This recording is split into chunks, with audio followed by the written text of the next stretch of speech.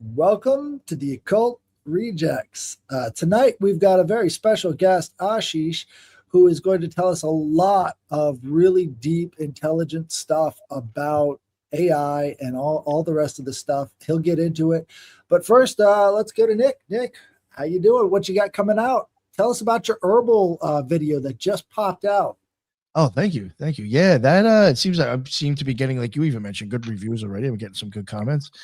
It is a different way of looking at it. I do cover the like kind of the occult angle, the witchcraft angle, maybe even like a little bit of history. Like I forgot what it might have been, peppermint or something, spearmint, something I was mentioning, like even I think in Greek history, Greece, they'd wear it around their heads as like to help them study or something when they took tests, some random shit like that. Like I'm throwing all that stuff in there, and then I'll go into how it actually affects your 12 cranial nerves. And when you start seeing like what it's actually doing to you, your vagus system and your if it basically like they some affect like up to 3 at a time, and that gets pretty interesting when it starts doing that. Your trigeminal, your vagus system, and maybe one other one. But yeah, long story short, I think it's interesting for people to see like what some of these things actually do when you just inhale them, what kind of effects it's going to have on your body and how you're going to feel afterwards. And some of them that I even show, if you decide to just all of a sudden go in crazy dosages with it, you'll notice it starts to shut your system down. And I start to wonder about that with maybe shamanistic rituals. That's why you were fumigating that stuff. So it's just interesting to see the kind of science with these things, because you start to wonder, did they know this back then? Because like the effects that you'll see, like that would be in like Scott Cunningham's book about what these herbs are going to do for you, you can see, well, that's what it's doing to you fucking physically just from inhaling it or putting it on your skin. So Right? you almost wonder, like, are we still getting it twisted? You know what I'm saying? Is there still more science, unfortunately, with that stuff? And somehow it got woo-wooed. I don't know. Did we lose the original, I guess, a cult idea behind it? Something like that. So check it out. It is getting good reviews. I was a little surprised it actually has as many comments as it does now. So yeah, it's got about 3 parts. One dropped today. We got a few other ones that'll be coming out. I got part 2 of the colors coming out. I should have Johannes Kepler dropping in like 2 weeks. I should be editing that up, and that will be out. And I got Untermeyer Park that should be dropping within the week, I'm hoping. So yeah, we got a bunch of shit coming out. I have a bunch of stuff edited. I just haven't actually wrapped it all up yet. But yeah, then we do have some stuff going forward. We'll be covering the Stargate project next week. Again, it's going to be a big group of the whole Cult Rejects team. We'll be here covering more of the Stargate or Gateway project paperwork, whatever that shit was. Yeah, so that should be interesting. So we got a lot of stuff coming. Thank you. All right. Sounds awesome. Ashish, tell the people about what you've been through. Tell them about who you are and what you do. Hi, good to be back on, guys. Thanks for having me. In case you don't know me from the last times I was on here, my name's Ashish. My background is in artificial intelligence and in finance. I spent 10 years working in finance as a trader for Edward Jones Investments, and part of my responsibilities were covering tech at the time. After that, I transitioned full-time into AI, and I was specifically trying to apply AI to computer vision. And the presentation I want to give today is related to that because AI is a hot topic. And I think one of the things that's happening, just like every other subject we've seen, there's a massive amount of distortion that's happening in AI. And what I want to do is I want to help people. So a lot of people think that AI is like a super advanced subject that's impossible to tackle or understand unless you have some kind of like background in computer science. And to be honest, it's not really necessary. I hope I can make this accessible for people to understand real AI. And I think it's really important that people understand this because there's so many profound things that are actually true about AI that are not really publicly discussed. And so one of the big topics that is kind of a big deal with AI and a lot of people who are doomers on AI, they think that there's some kind of artificial life form that's about to be created, and this artificial life form will turn into the Terminator or some apocalyptic scenario, something like that. Hopefully, what I can do here is bring a little bit of rationality to the subject without getting overly technical, but there are a couple of technical concepts that I want to explain. I'll make it easy. And I also want to be able to show what real AI is and how you know what real AI is with versus what is not, because there's a lot of junk AI out there. So let's just kind of start with like, what is AI? Like fundamentally at a kindergarten level, what is AI? AI is a mathematical function, and it is primarily based on a reward and cost. There's a function for reward that can be basically anything you want. And then there's a function for cost for that same reward, which can also basically be whatever you want. And the objective in AI is to make these two functions resemble real life as much as possible. So this is really what AI is. It's a type of pattern recognition math, and this pattern recognition math is intense. It's extremely large. Some of these models can have billions of weights, and I'll kind of explain a little bit about that. And because of the massive size of these models, they're also energy intense.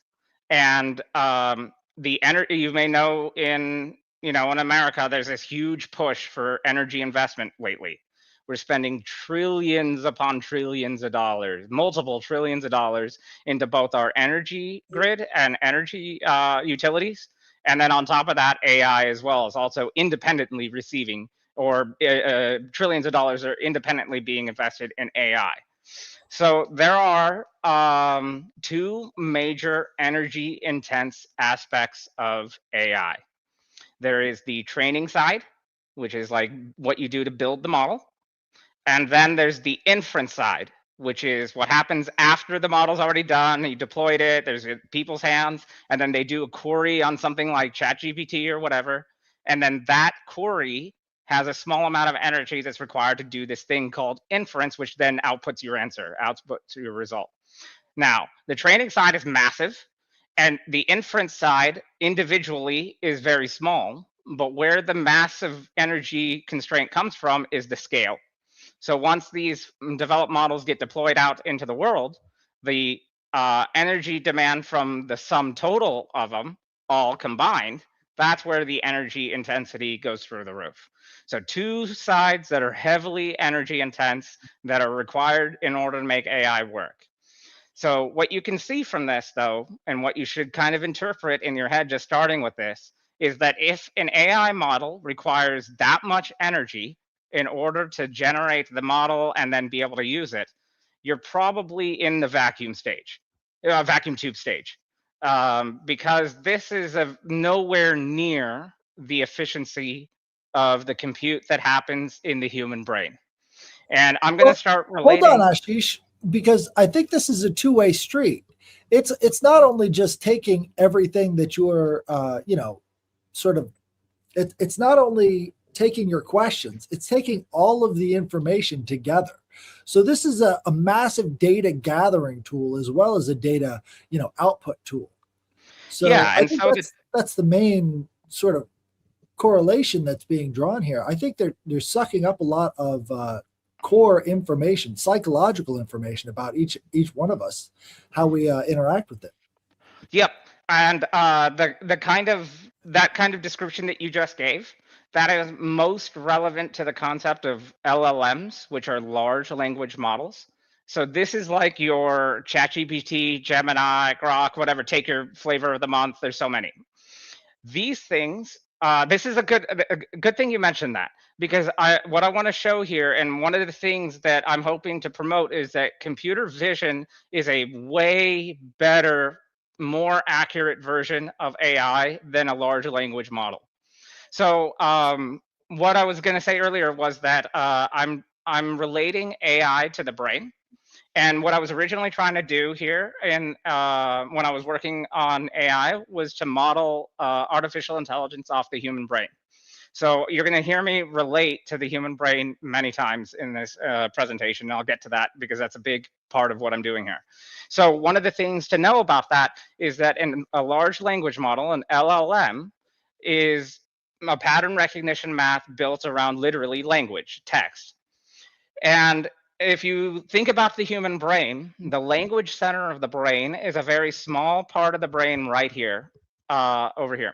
It's a very small part, actually. And I'm not saying it's not important. A large language model and that technology is important, but that is not what's going to get you to this artificial life form. And that's controversial to say because there's so many people that think that a large language model will just suddenly become this artificial life form. But language is not a life. That's not how language is a form of pattern recognition math. And the easy way to understand this without having any understanding of the math behind it is if you walk into a room and there are 10 people speaking different languages that you've never heard before. Not languages that you don't understand but have heard before. No. Languages that you've never heard before. And you will not be able to distinguish between all that noise one voice from another. However, if one of those 10 people starts speaking English in that room, all of a sudden you'll be able to zone in on that wavelength and filter it out, and you'll be able to hear the English from the noise. This is how you know that language is a pattern recognition math, and you're not born with language. Another thing to understand about language: two people in this world can hear the same sound and interpret something totally different from that sound.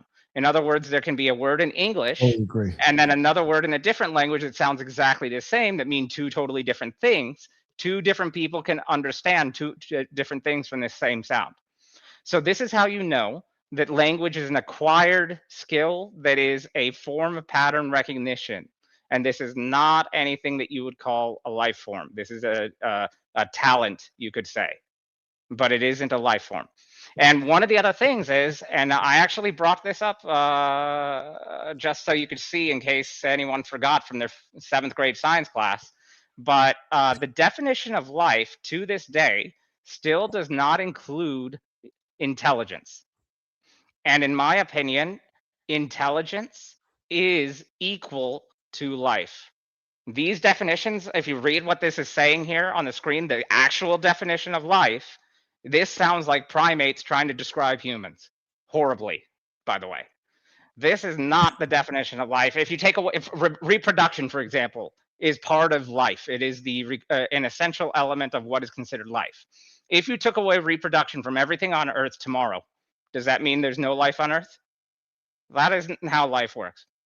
So what I'm trying to argue here is that intelligence is part of the definition of life. And in case you're interested, there's something else that I want to say before I get into the actual formal presentation as a little setup here.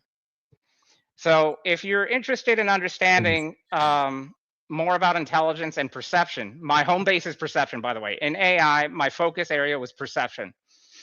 If you want to understand perception, it turns out, and what I'm going to demonstrate in this presentation, it turns out that computer vision by accident implicitly understands neuroscience.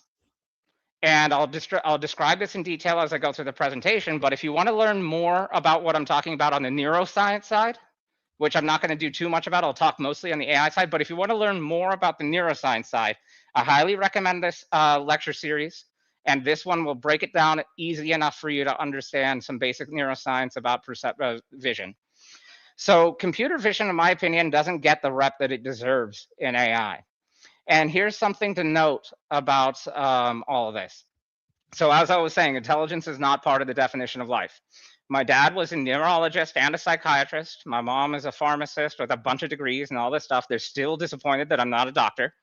And what is interesting and what I've learned over the years is two major things. So number one, in evolution, one of the first structures that was ever evolved was a photoreceptor attached to a flagella. A photoreceptor just says, so a flagella is a tail, and it was a photoreceptor was attached to it, and a photoreceptor just says whether light exists or not, yes or no, 1 or 0. And so you can see that this is the beginning of binary math, whether light exists or does not exist. So another thing that is commonly known, but often forgotten, is that eyeballs are brain cells. So this is very important to understand. In the human eye, the ratio of cones, there are these two types of cells. There's these rod-shaped cylinders, which are gray, and they determine grayscale. They determine basically opacity, light, the gradient of light, brightness of light, and grayscale. And then they have these cones, RGB, red, blue, red, green, blue. The ratio on this is roughly 26, 3, 1, roughly. If you're a female, you'll probably have a little bit more blue.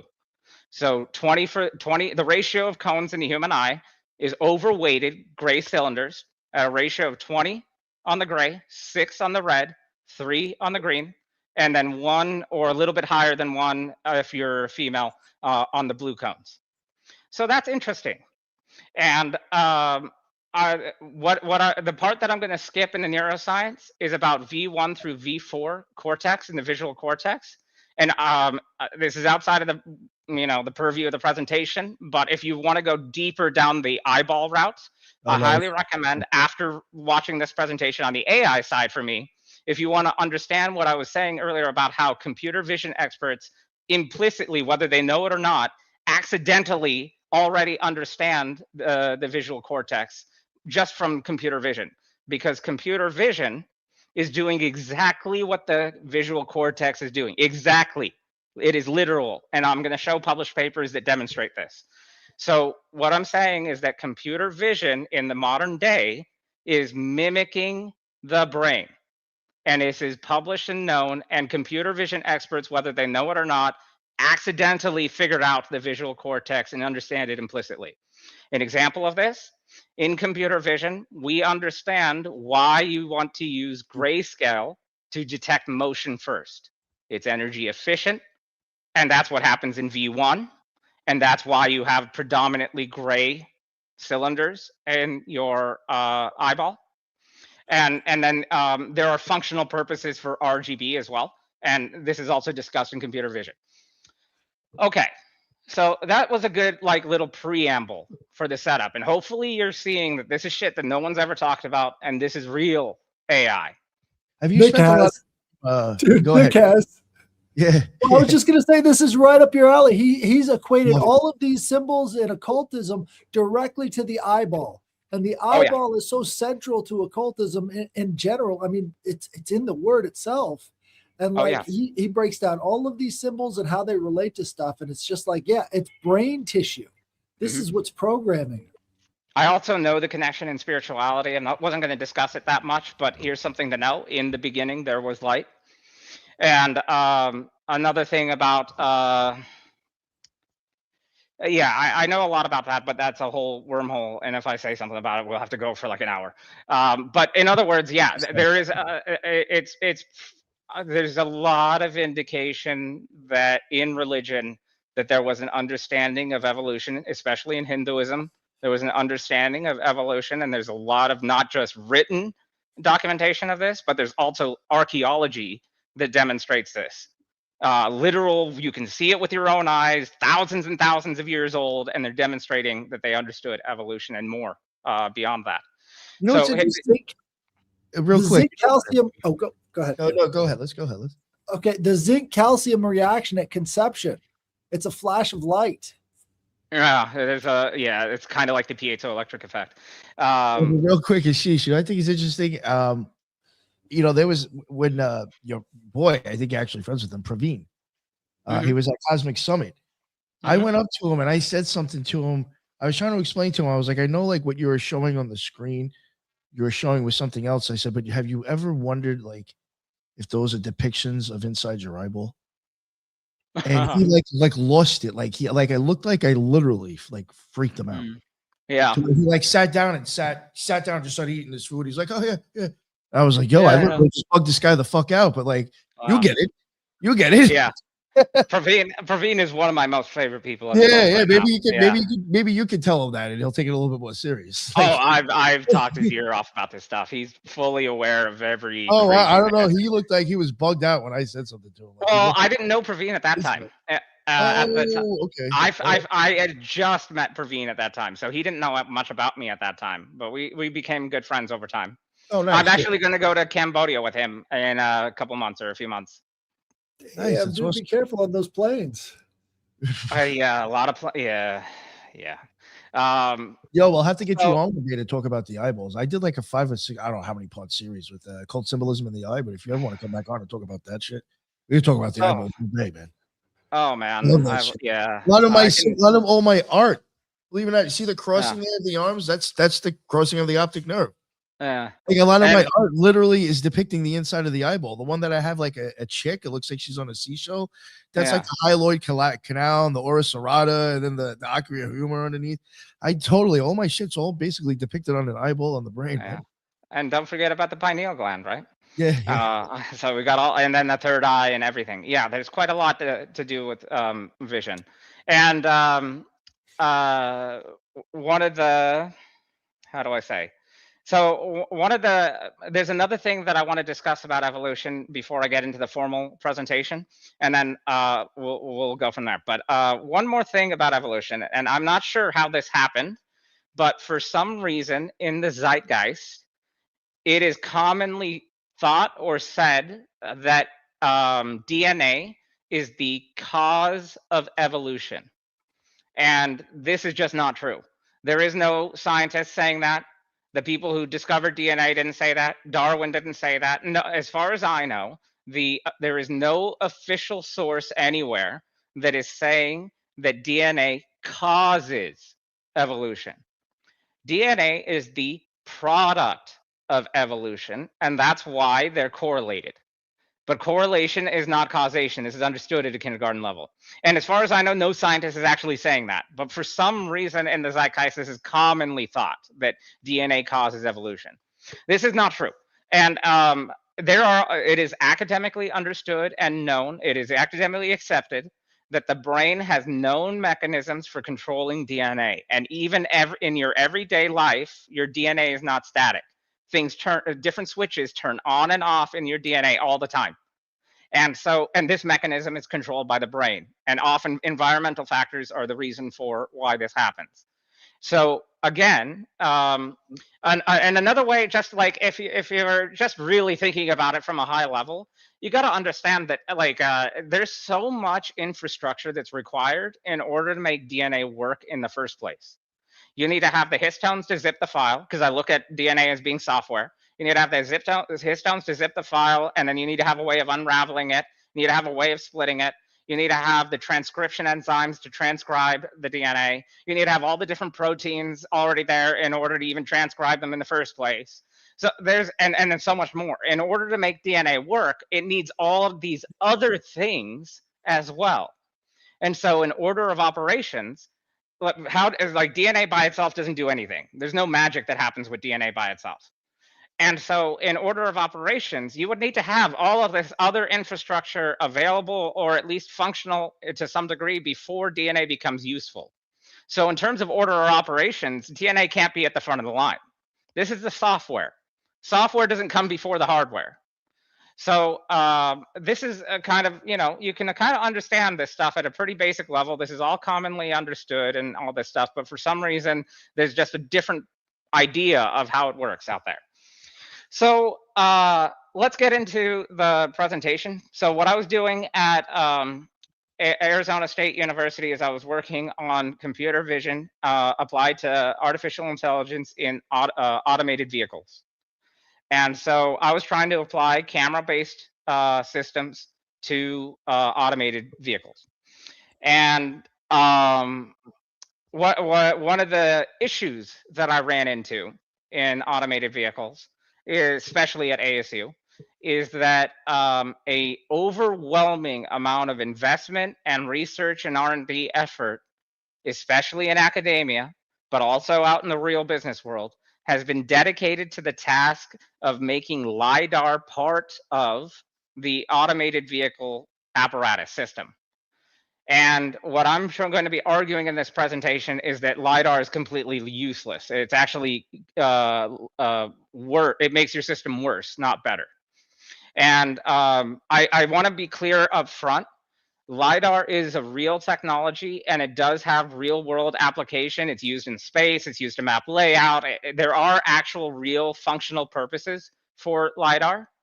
But what I am going to hit hard on in this presentation is that LiDAR makes no sense at all in an automated vehicle. It doesn't matter what your philosophy is. There is no reason to have LiDAR in a vehicle. So automated vehicle. So let me, since maybe not everyone is familiar with how LiDAR works, just to set it up, the way that LiDAR works is, so the major companies that you may have seen that have LiDAR are Waymo is the big one in the US, and Waymo is owned by Google. And then in the past, there were other companies that have also used them.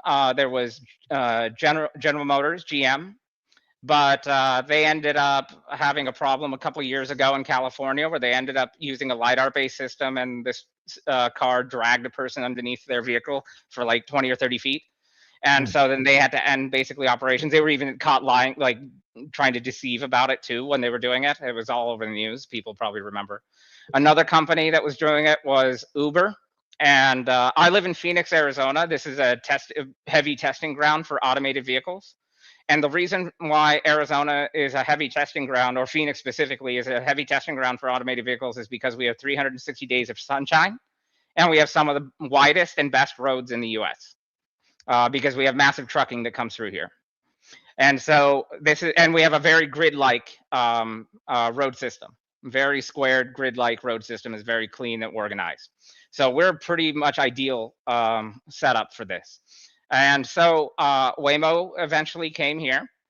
And what they ended up doing is they ended up going to ASU, Waymo did, and they ended up investing a huge amount of money into their engineering department.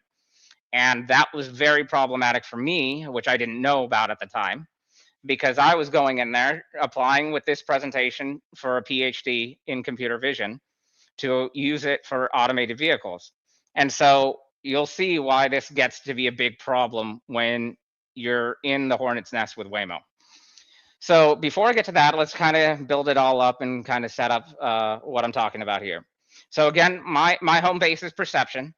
But, and by the way, if this math is scaring you, don't worry. I'm not going to get too math heavy. I'm breaking everything down. You don't need a degree to understand any of this stuff. But what is important here is that there are three major elements to automated vehicles for controlling automated vehicles. So the first element is perception, and then dynamics, and then control. And then basically what I have on this slide is intro to robotics. So this is the functional math for how you do robotics. And what I have here on the left side, this big old crazy looking equation, all this is saying is what is the least wrong answer. So based off of these three equations on the right side, the left side is trying to figure out what is the least wrong answer based off of that. And what you'll see is that perception, which is ZT, perception is used in all three equations, is fundamental to all three equations. So perception is the most important task in robotics, perception. So here are some of the major brands. So remember that this presentation was done in 2023. So some of this is a little bit dated, but almost all of it is still relevant today. This is a company called Argo on the top left here. This was owned by Ford. This is a now defunct company, but they were also trying to force fit LiDAR into their cars.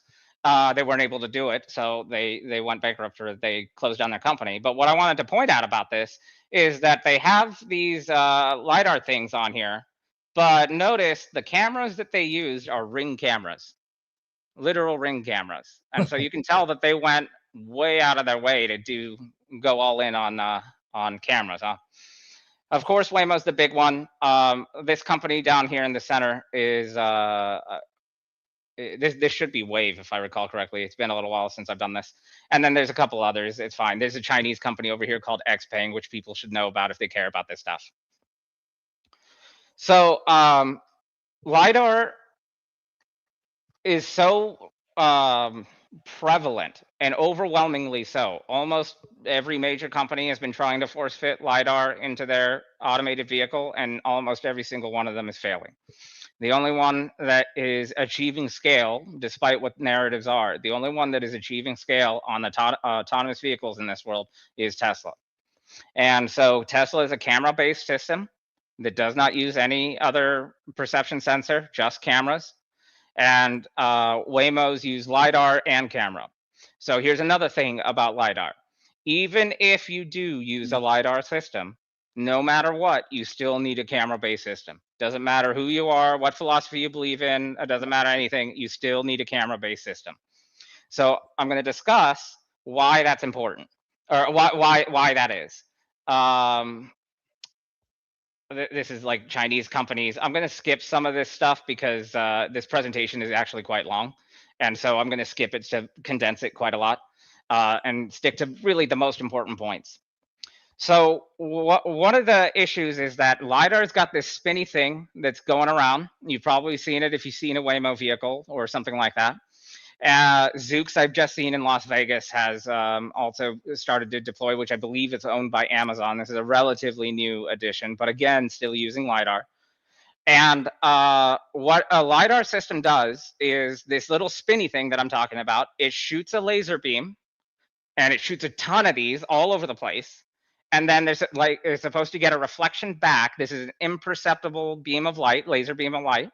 And then based on that time and distance, they're able to get a point return of information on depth. So in other words, this laser beam's functional purpose and what it's doing is it's trying to measure depth of the things around it, the actual literal laser precise depth calculation. And it is laser precise. It is super precise depth calculation.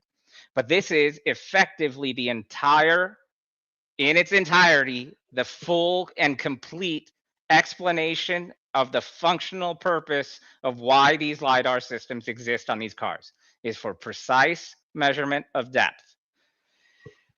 But LiDAR is like a dumber version of sonar. And that's the way to think of it. And it creates a point cloud return kind of a grid around it in point cloud return. And I'm going to show videos and pictures and all this of that. But what I want to show first before I get into the videos of that is I want to show why a few different cases of why LiDAR doesn't make any sense in an automated vehicle. Why am I saying that so strongly? So this, what I have on the screen, and by the way, every slide should have a source on it. So like down here, this is the actual paper, academically accepted paper, and IEEE. The two major conferences I'm going to be talking about are IEEE and CVPR. IEEE is like basically the biggest engineering conference in the world, and CVPR is the largest computer vision conference in the world. So all of these papers and slides and presentations that I'm going to be talking about are all from the largest possible conferences, the most academically accepted conferences that there are in the world, not just in America, in the world.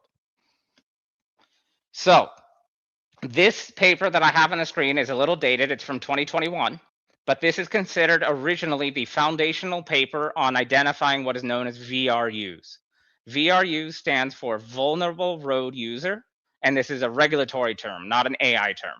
This is a regulatory term, and it is basically a catch-all phrase for pedestrians, dogs, cats, etc.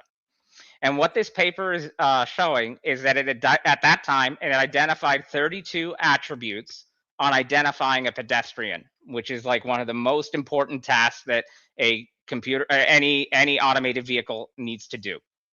And if you look at what these attributes are that they're talking about, like a handbag, clothes, and things like that, the bags that they're carrying, male, female. The issue with a point cloud return is that it only gives you the shape.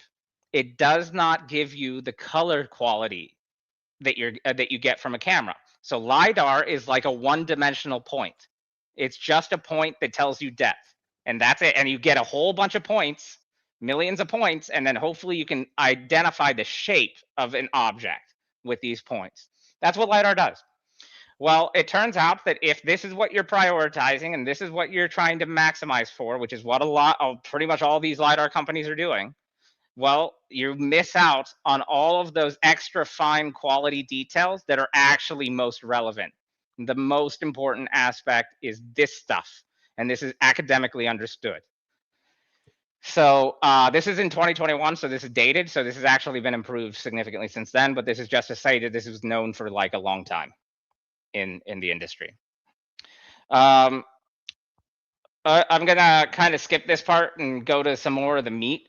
So right here is something called, this is Argoverse, which is Argo, that company that was company that was owned by Ford, that was also trying to force fit lidar into their cars. They're now defunct, but in 2023 at CVPR, they presented this information that I'm showing on the screen. Now, one of the things that has happened in academia, and I'm pretty sure, at least as far as I'm aware to this day, is still true. One of the things that has happened in academia is that research around LiDAR degradation over range seems to be heavily suppressed. And before Argo went defunct, they published this, and this is, as far as I'm aware, the only major company that has ever published anything like this. What this is showing on the screen here is the accuracy on object and classification identification using LiDAR-based systems. So you can see in their best case scenario, they're getting about 51% accuracy at 0 to 50 meters of range. Ooh. But once you go to 50 to 100 meters of range, it drops by half. And then once you go 100 to 150 meters of range, it drops by half again. So what this is showing is that it's showing a log2 degradation in accuracy every 50 meters using a LiDAR-based system. And I just did the math down here. This is some basic math. This is about as intense as the math is going to get. At 60 miles per hour, that's 26.82 meters per second. That means 50 meters of accurate range gives you 2 seconds of forecasting time. So you're able to see at 2 seconds of what ahead of you with this system at 60 miles per hour.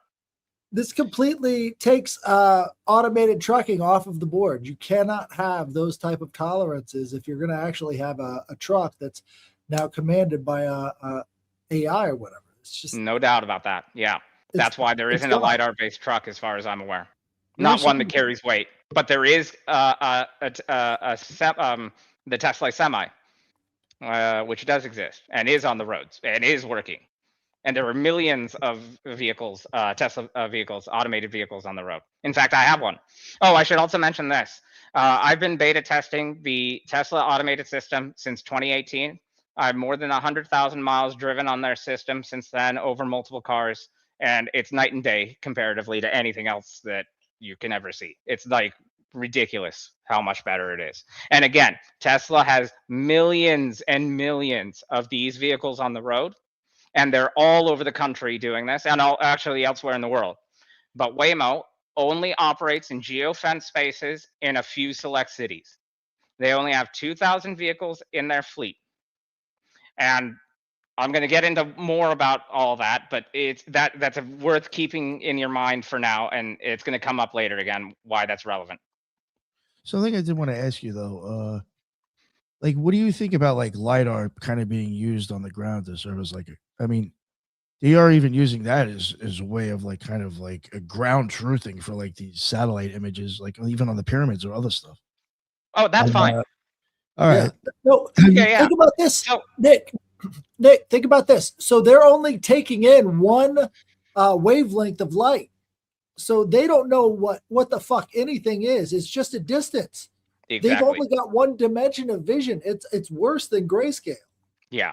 And I'm setting up a few things here on purpose before I show you the video of what the LiDAR actually looks like, because I want you to kind of see how many different problem scenarios there are. And then when I show you the video, you'll have all the context you need for the video to make sense. So you're going to see that. Don't worry, it's coming. You're going to see how much of a difference there is between LiDAR and basically vision. It's like not even close. So what I was saying earlier, though, was that LiDAR-based systems require geofencing, meaning they have to map to a specific area, and they can only operate within this specific area, whatever this area block is, and they have to go through this area over and over and over again, and then they map it. It's effectively memorizing the area. And that's what geofencing is called. And that's what Waymo does. They don't operate everywhere in Phoenix. They operate within confined regions, and that's for a reason.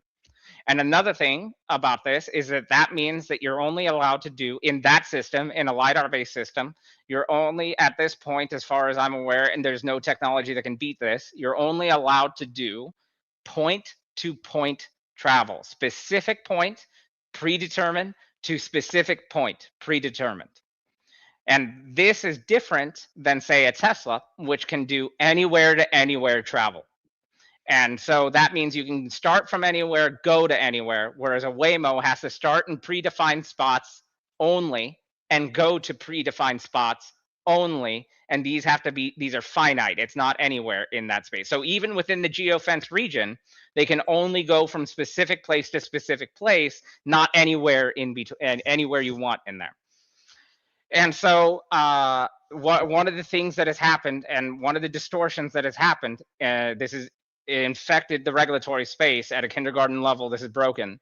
Somehow, some way, Waymo and other LiDAR companies have convinced everyone that point-to-point travel is more difficult than anywhere to anywhere travel. And to this day, these systems are still classified that way, where point-to-point travel, which is an ADS system in regulatory terms, is somehow, some way, from a regulatory perspective, it is somehow more difficult than anywhere to anywhere travel, which is an ADAS system, sort of. I should be careful with saying ADS versus ADAS. Actually, let me come back to ADS versus ADAS later.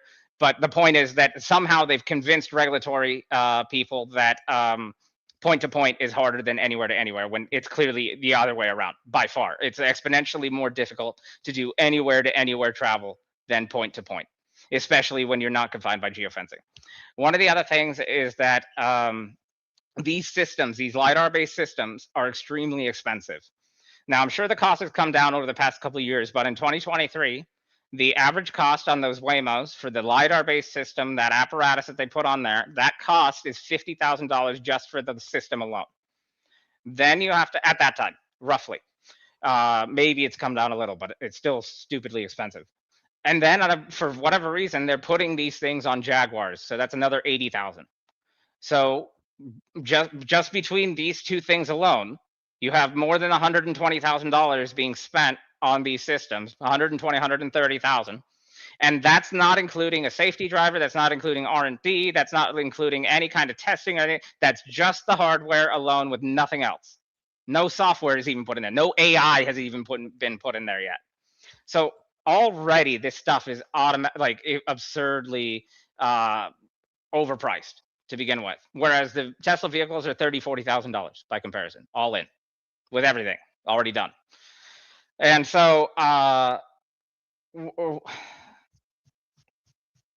the economics here is something that people need to understand, is that there is nothing, like the scale is not reasonably possible with a LiDAR-based system, because the expense on LiDAR-based systems, even after the costs have come down, is still absurd. By comparison, a camera costs about $100. The cameras that are on the Teslas that they've been doing for years and years, that do all this stuff anywhere to anywhere travel, just $100 each. So the cost difference is absurd.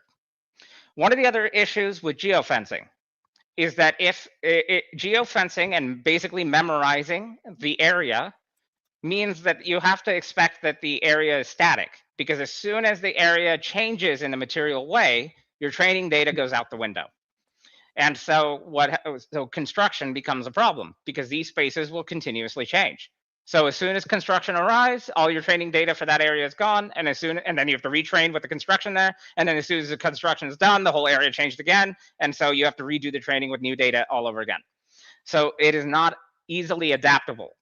So one of the big problems with interacting in the real world is that it's an open set environment. What that means in mathematical terms, what that means is that there's infinite possibilities. So if you're trying to memorize an answer, which is what basically every LiDAR system is trying to do, if you memorize an answer, you cannot possibly memorize infinity. And the problem they're trying to solve is an open set problem, which means there's infinite possibilities. So you cannot memorize infinity. So you are destined to fail from the beginning if your system is dependent on geofencing or memorization, which is basically the same thing. So just to kind of demonstrate other issues that come up with LiDAR, this is an intersection in China. And if you look at this intersection in China, just look at the heavy complexity that's involved here. The pathing complexity, all the lanes, all the turning, all the different conditions that would be required, and the amount of traffic that you would have normally going through this, how intense it would be to navigate and manage all that. Well, this is yet another situation where LiDAR doesn't do shit for you. Nothing at all. LiDAR does not help you with this problem in any way, shape, or form. Exactly zero. It's useless. Doesn't do anything. Same thing is true in America. I was just showing this one because one of the issues is that you want to be able to generalize an answer. So if you try to train on just US infrastructure, then you're pigeonholing yourself to US infrastructure and you can't work anywhere else. And one of the things I'm trying to get at is I'm trying to model off the human brain. So we need to find a generalizable answer that works anywhere, regardless of where you are situation. Here's another problem. You have all kinds of different signs, all kinds of different lights, and they're constantly evolving, and there's so many different versions of them, and they constantly change. And this is another situation where LiDAR doesn't do shit for you. Exactly zero. There's nothing about LiDAR that helps you with anything here on the screen. Zero. Exactly zero. So how is this allowed on our streets? I mean, if it can't read a light, what the fuck are we doing letting it drive around? Not a clue. I mean, I will make the argument for, I will a little bit later give the fundamental argument about why LiDAR is used, which is about depth perception. This is the fundamental functional purpose that LiDAR serves. But we need to get a little more evolved into this presentation before I really hit it. But the argument for LiDAR is it is accurate depth. And I'll get into that a little later. Let me kind of do all the setup for everyone because these are all going to be new concepts. So we're going to do this right. Let's put it that way. So as I was saying before, the primary issue is that we have an open set environment. If we're trying to interact in the universe, in the real world, then there's going to be an infinite number of things that can happen. So there are three major categories of problems.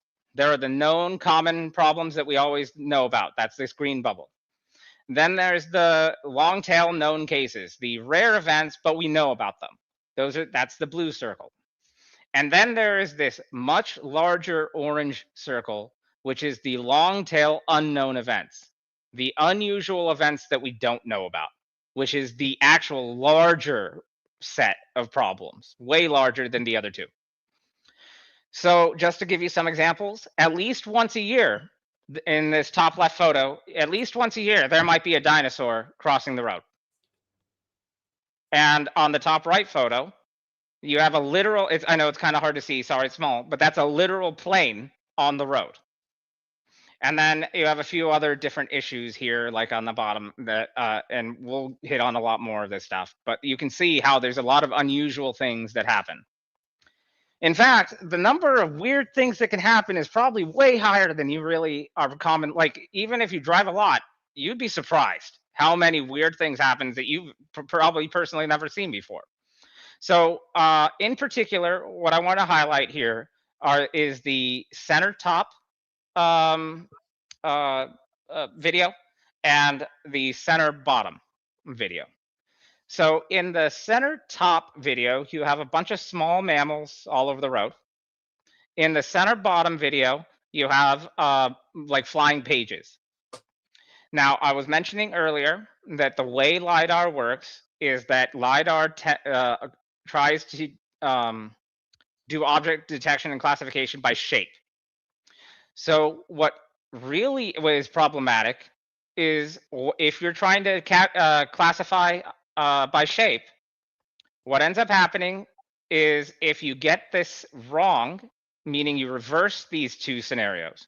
In the top scenario, you may go very cautiously because of these mammals. In the bottom scenario, you don't want to, you're on the highway on this scenario, you don't want to force the brake right away. You would actually go really aggressively because you would know that these are pages. However, if you're classifying by shape, you might reverse these two scenarios. And that's when the horrible stuff happens. And so this is another example where shape can easily be fooled, and where the qualia of color becomes very relevant and important. And in fact, not long ago, I think it was actually when we were at the conference, didn't Waymo run over a cat? And Yeah. so, yeah. So, I mean, that also became really, I'm a big cat fan. So that really hurt. And of course, you have a lot of unusual scenarios. Top right Hold is a on. bunch of.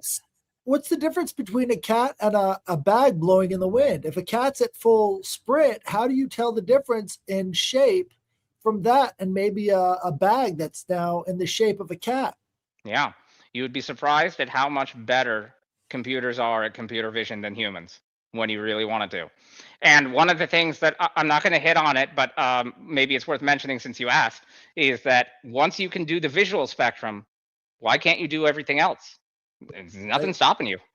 And so that's exactly what the evolutionary path will look like when you get really advanced. Is that once you can do wavelength light, there's nothing stopping. That's a very tiny. That's like the smallest sliver of the wavelengths available to you. Once you can do that, you can do all the other stuff. So just add infrared, for example, and you can automatically see through smoke. You can see through fog. You can see at night. You'll be able to do all kinds of stuff. So this is all, and it's all vision, not anything to do with LiDAR or anything like that. Right. And of course, you'll have some unusual situations, like in the far right scenario. That's a random washer rolling down the road. And so that can also be problematic. Sometimes you'll have trees that are in the middle of the road, like the bottom left. And then this situation I'm going to bring up now, discuss it a little more, but second from the bottom right, this is a trash can that's blowing from the wind through the road. Now, the reason why in AVs for a brief period of time, this scenario became complicated was because there's this thing called kinematic bits. These things, the kinematic bits is just motion bits, motion information, data about motion. And so people started training on kinematic bits in addition to the wavelength, light, and stuff like that. And so what they did was they trained the system to be able to recognize every single trash can there is.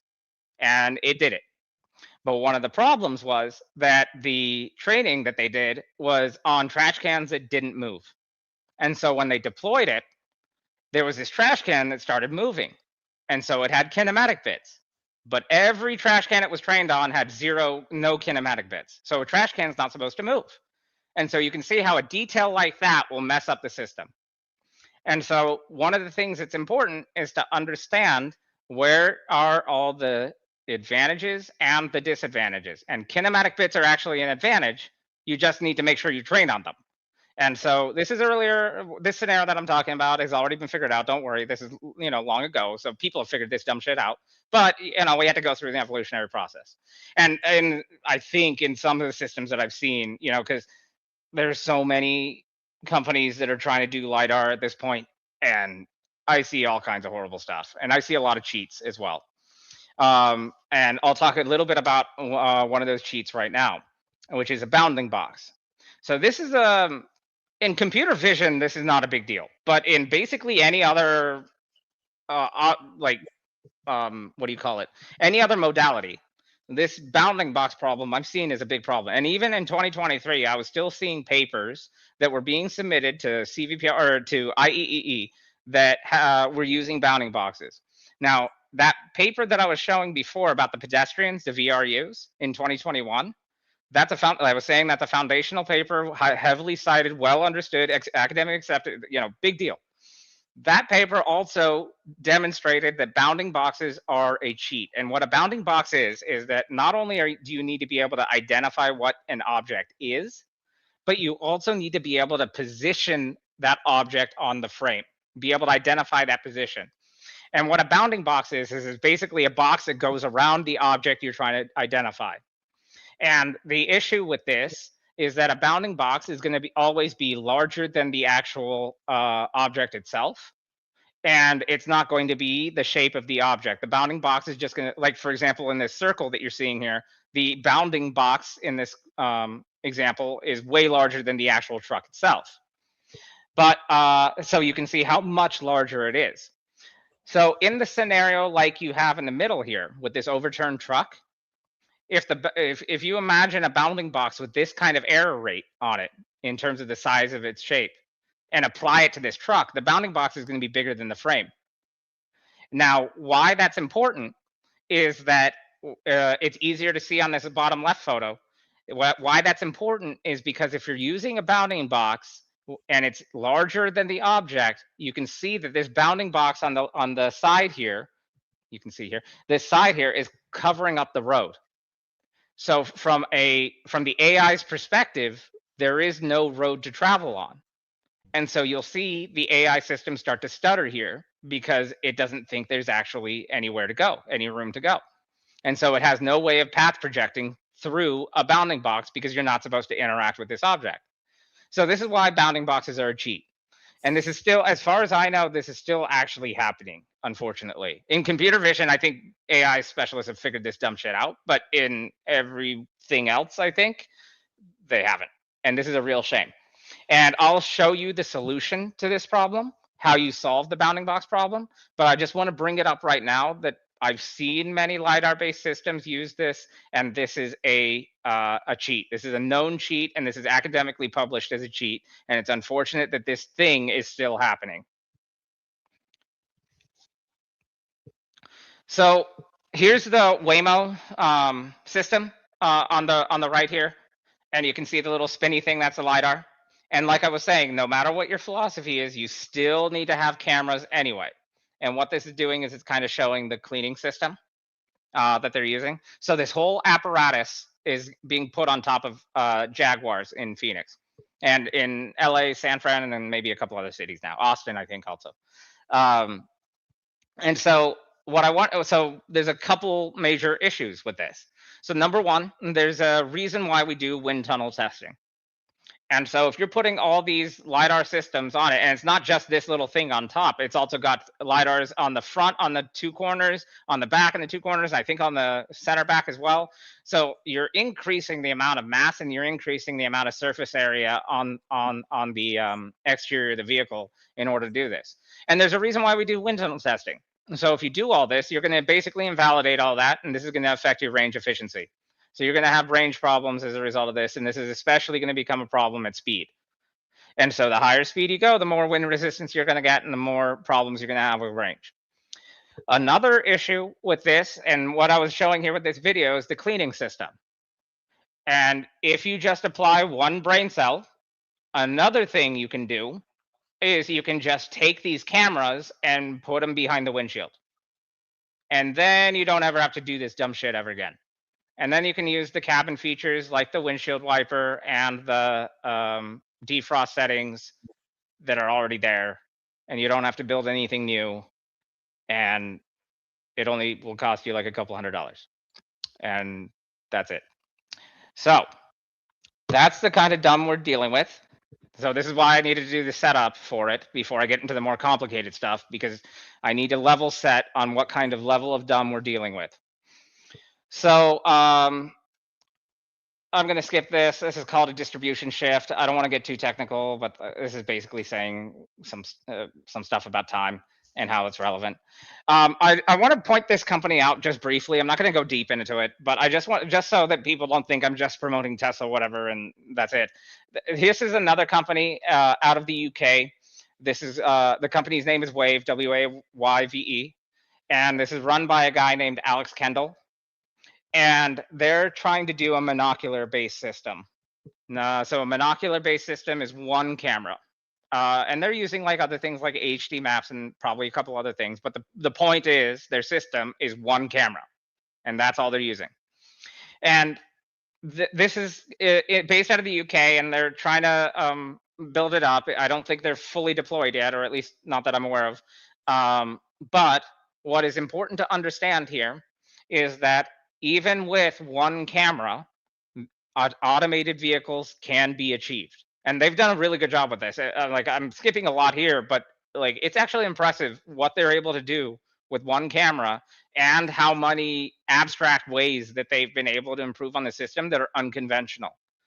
And so the important aspect to understand here is that, again, a camera is $100. And this singular camera-based system is still capable of doing automated vehicles. And Waymo's spending $120,000 or $130,000 per vehicle to not really achieve that. So it's one thing for me to say that Waymo's messing up and stuff, but it's another thing to actually show the hardcore data on it. So I just want to bring this up real quick. Whoa, where'd it go? There it is. This is from the NHTSA.gov website. So this is official crash reporting data. This is a standing general order on crash reporting. You're required to report. And this is NHTSA.gov, as you can see at the top. And this is national reporting. So any automated vehicle that is operating on public roads, you're required to report if it's involved in a collision. And this is, again, national reporting. So I want to iterate again, Waymo only operates in geofence spaces within specific cities in the country, and that's it. Waymo, this data is being reported on last reported on November 17, 2025. This is continuously updated every couple months, every few months. I've been following it since 2023. And Waymo has about 2,000 vehicles on the road. And you can see here, it's kind of tiny here. I'll read it for you. It's 1,426 collisions. So in their fleet of 2,000 vehicles across only a few different cities, they're reporting 1,426 collisions. Now, another thing to know about this, Waymo recently expanded to a couple new cities. Jeez. So that fleet of 2,000 vehicles is recently, like increased recently. In May of this year, I saw they had like 1,200 vehicles on the road, 1,400 vehicles, something like this. And they were reporting roughly 80% of their fleet has already been involved in a collision.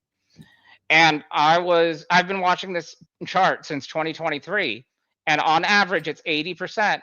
And sometimes I've even seen more than 100%. In other words, on average, more than one collision per vehicle in their fleet on Waymo.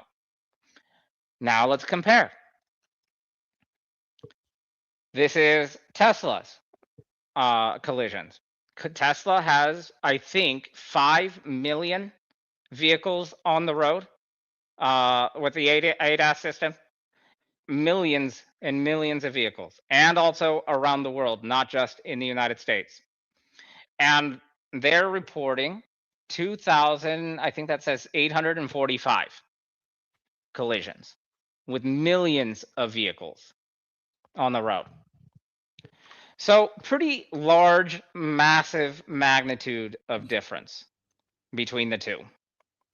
Now, the collision rate with Waymos is pretty insane. I mean, any other vehicle company that you've ever heard of having a 60, 80, 100% collision rate and still operating after all these years? I've never heard of one. But Waymo seems to be able to get away with it. And so one of the other issues here is that I want to ask you, it might be a little too conspiratorial. I was wondering, do you think the LiDARs maybe to actually map the area? Like it's an excuse. That's just one of the excuses. It's there. There is actually that excuse that is made, and that is true. I wonder if it's actually like collecting data, and you're thinking like, oh, it's on top of the car to help get it somewhere. So actually, yeah. So this is actually true. So you're making a good point. There is actually a temporary use for LiDAR in automated vehicles, and this is known. So one of the, and I will get into it a little bit later, but one of the major issues is calculating depth. This is pretty much one of the big problems that needed to be solved in AVs is depth calculation.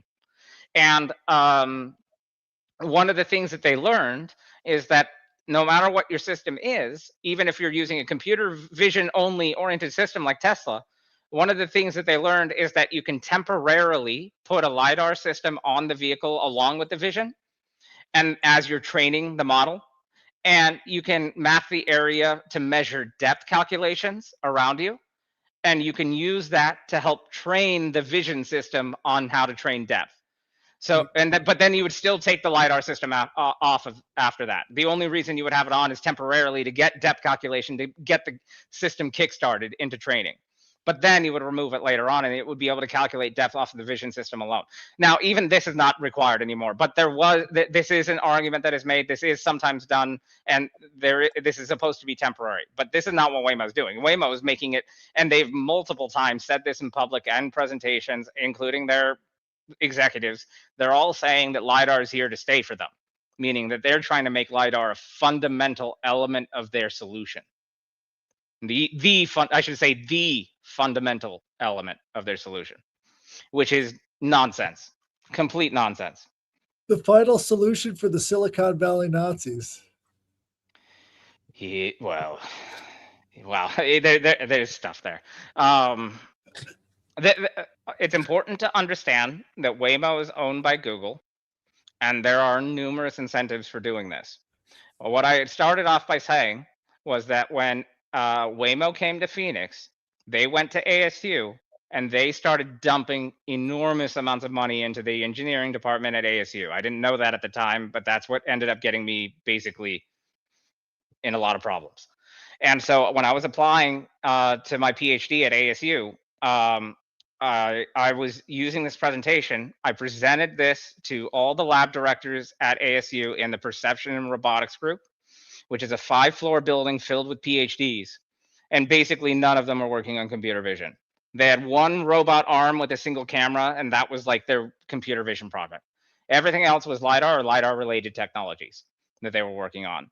And in fact, I had to teach my professors all this stuff that I'm talking about. They had no clue about computer vision, even some of the basic stuff. At a certain point, it became completely pointless for me to even be at ASU, because not the professors, every single person in the perception and robotics group, not a single person at that time had a clue about anything I'm saying here. And it's, how do I say this? These problems are too dumb for somebody that has a PhD to not know about in AI, and let alone an entire university filled with PhDs not knowing a single clue about any of this. That's corruption. That's not a mistake. So earlier I was saying I wanted to do the setup so you can understand some of the issues that come with this. Now I'll show you what Waymo's LiDAR-based system actually sees. So here's a visual demonstration of what I'm talking about. So this is a point cloud representation of what the Waymo vehicle sees. You have the literal cameras on top, and then below it is what the LiDAR system is seeing, creating a point cloud return representation. This is what I'm showing on the bottom is what it means to have a point cloud return representation. And like you were saying earlier, it's just one-dimensional point of light. It's not even really the wavelength. It's just that one point, and that's it. Right. Let me play it again. So this is like a person walking across with a box. You can see the point cloud representation here.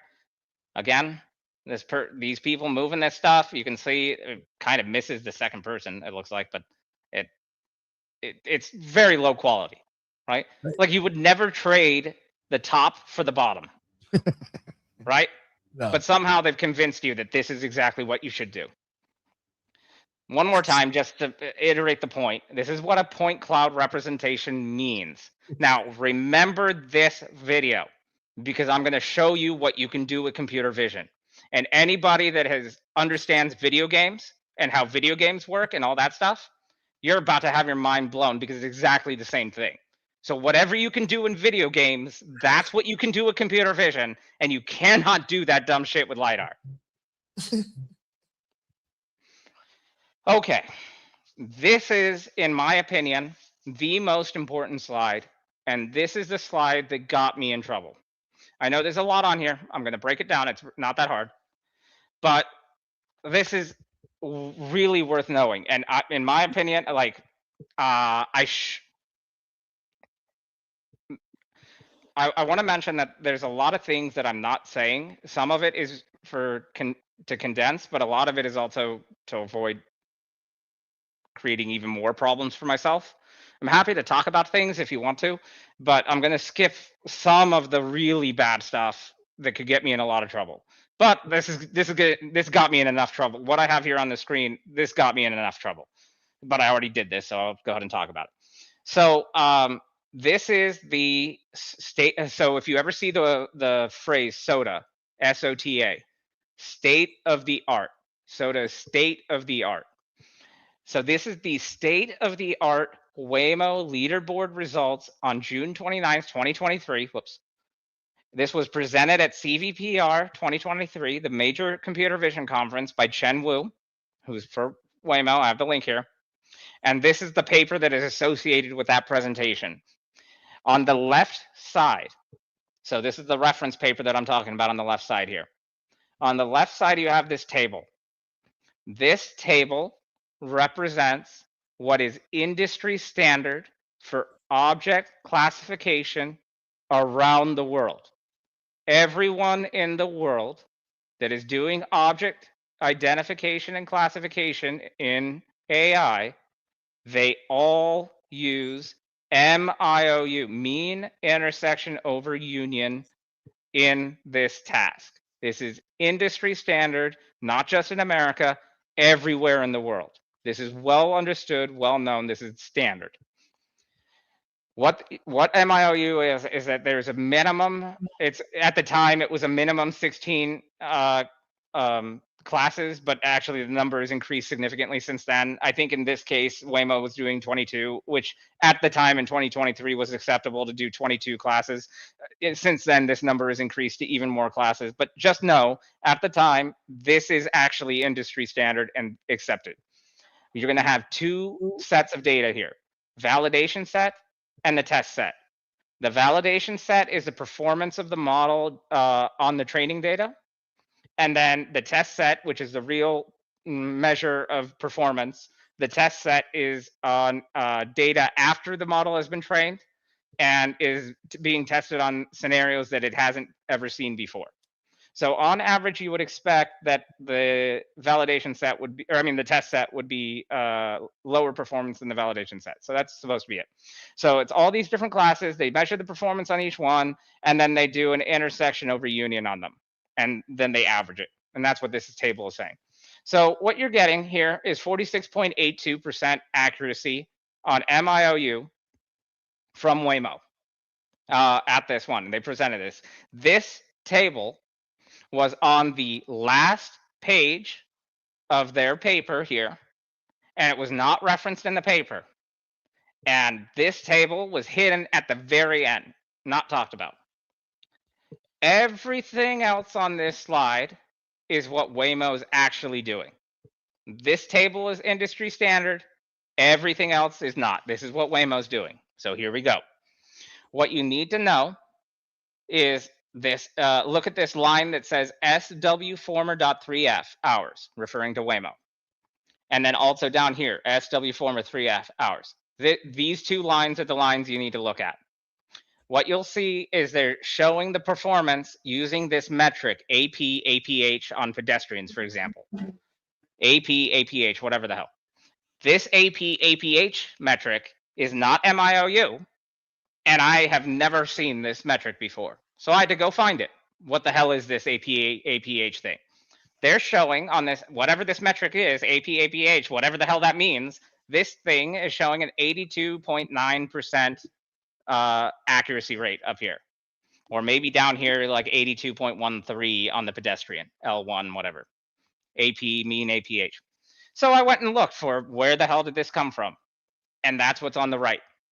And it turns out this metric, AP, APH, it was also made by Waymo in a paper from 2019, which I'm showing here on the right side.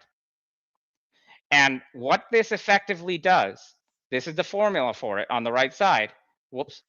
What this does is it takes this data on the left, runs it through this magic formula on the right, and outputs these results. That's literally what it does. I'm not exaggerating. That's what it does. It takes this data, runs it through that formula, manufactures this data. And as you can see, the performance that they're showing off of this metric, which is what they're using for their safety reports and what they published in their safety data in 2023 and 2024, this data here is almost double the performance of the industry standard.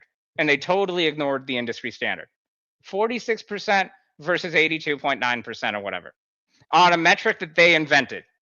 So let me make it clear here. Waymo invented the metric that nobody in the world uses, and then they use that metric for their safety data. And that metric that they invented is showing a performance that is nearly double the actual performance that is known as industry standard around the world. So this is important to know. Now, one other thing that I was saying earlier in a previous slide was the degradation of LiDAR over range. So what you're getting these point cloud returns. One of the things that happens is that the number of points that you get from the LiDAR system, the farther you go out, is lower. That's why the quality goes down. So when I was saying 50 meters, 100 meters, 150 meters, the Argoverse results were showing degradation at a log2 rate, half every 50 meters. This thing that I just described, this is called sparsity. In AI terms, this is referred to as sparsity. How sparse are the points? You want to have higher resolution data, more points. Well, the Argoverse results were showing degradation at range. And I was also stating that it seems like research on this specific topic about LiDAR degradation over range seems to be heavily suppressed, because just can't find anyone really doing any serious research on it. And it's not, in my opinion, it's impossible that nobody thought about that for how prevalent and common and how many businesses, major multi-billion-dollar businesses, have been using LiDAR and failed. The graveyard of businesses that have tried to make LiDAR work and failed. There is no possible way that nobody thought about degradation of LiDAR over range. I promise you, this is like, from an engineering perspective, you have to be completely idiot. You have to be a complete idiot to not think about that. This is like, even in cameras, you think about, like, video games, you know about like how you have lower quality pixels further down you go. And in order to say, remember, you have to understand this stuff. It's like at an elementary level. There's no possible way people didn't think about that. So why is that important? I want to read this little thing that came from the paper. Some of the latest commercial LiDARs can sense up to 250 and 300 meters in all directions around the vehicle, leading to a large range of point clouds. Okay, so they're fully aware of how point clouds work, and they're talking about how a long-range LiDAR can go up to this range. But notice they don't tell you how sparse it is at that point. So let's go to this bottom right here. I'm going to read this. Our experiments are primarily based on the challenging Waymo open dataset. Okay, one thing to know about this Waymo open dataset. At the time that I published this, there were a total, which is November 2023. At the time I was publishing this, which is 4 or 5 months after CVPR, this CVPR, they had a total of 6 submissions to the Waymo open dataset. By comparison, NVIDIA on their data set had more than 400 submissions. And I'm bringing that up because the next line they say is, which has been adopted in many recent state-of-the-art 3D detection methods. As far as I'm aware, basically nobody in the world uses the Waymo open dataset other than Waymo. And even the submissions, the 6 submissions that I saw in November 2023, even those submissions were from nobodies. I've never heard of any of them. But on the NVIDIA data set, with more than 400, every major computer vision, every major university that competes in computer vision has competed there, including NVIDIA and all other major computer vision participants. It's like the standard, effectively. The data set contains 1,150 scenes split into 798 training, 202 validation, 150.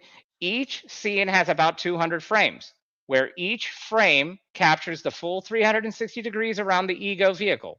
The data set has 1 long-range LiDAR, with the range capped at 75 meters, 4 near-range LiDAR, and 5 cameras.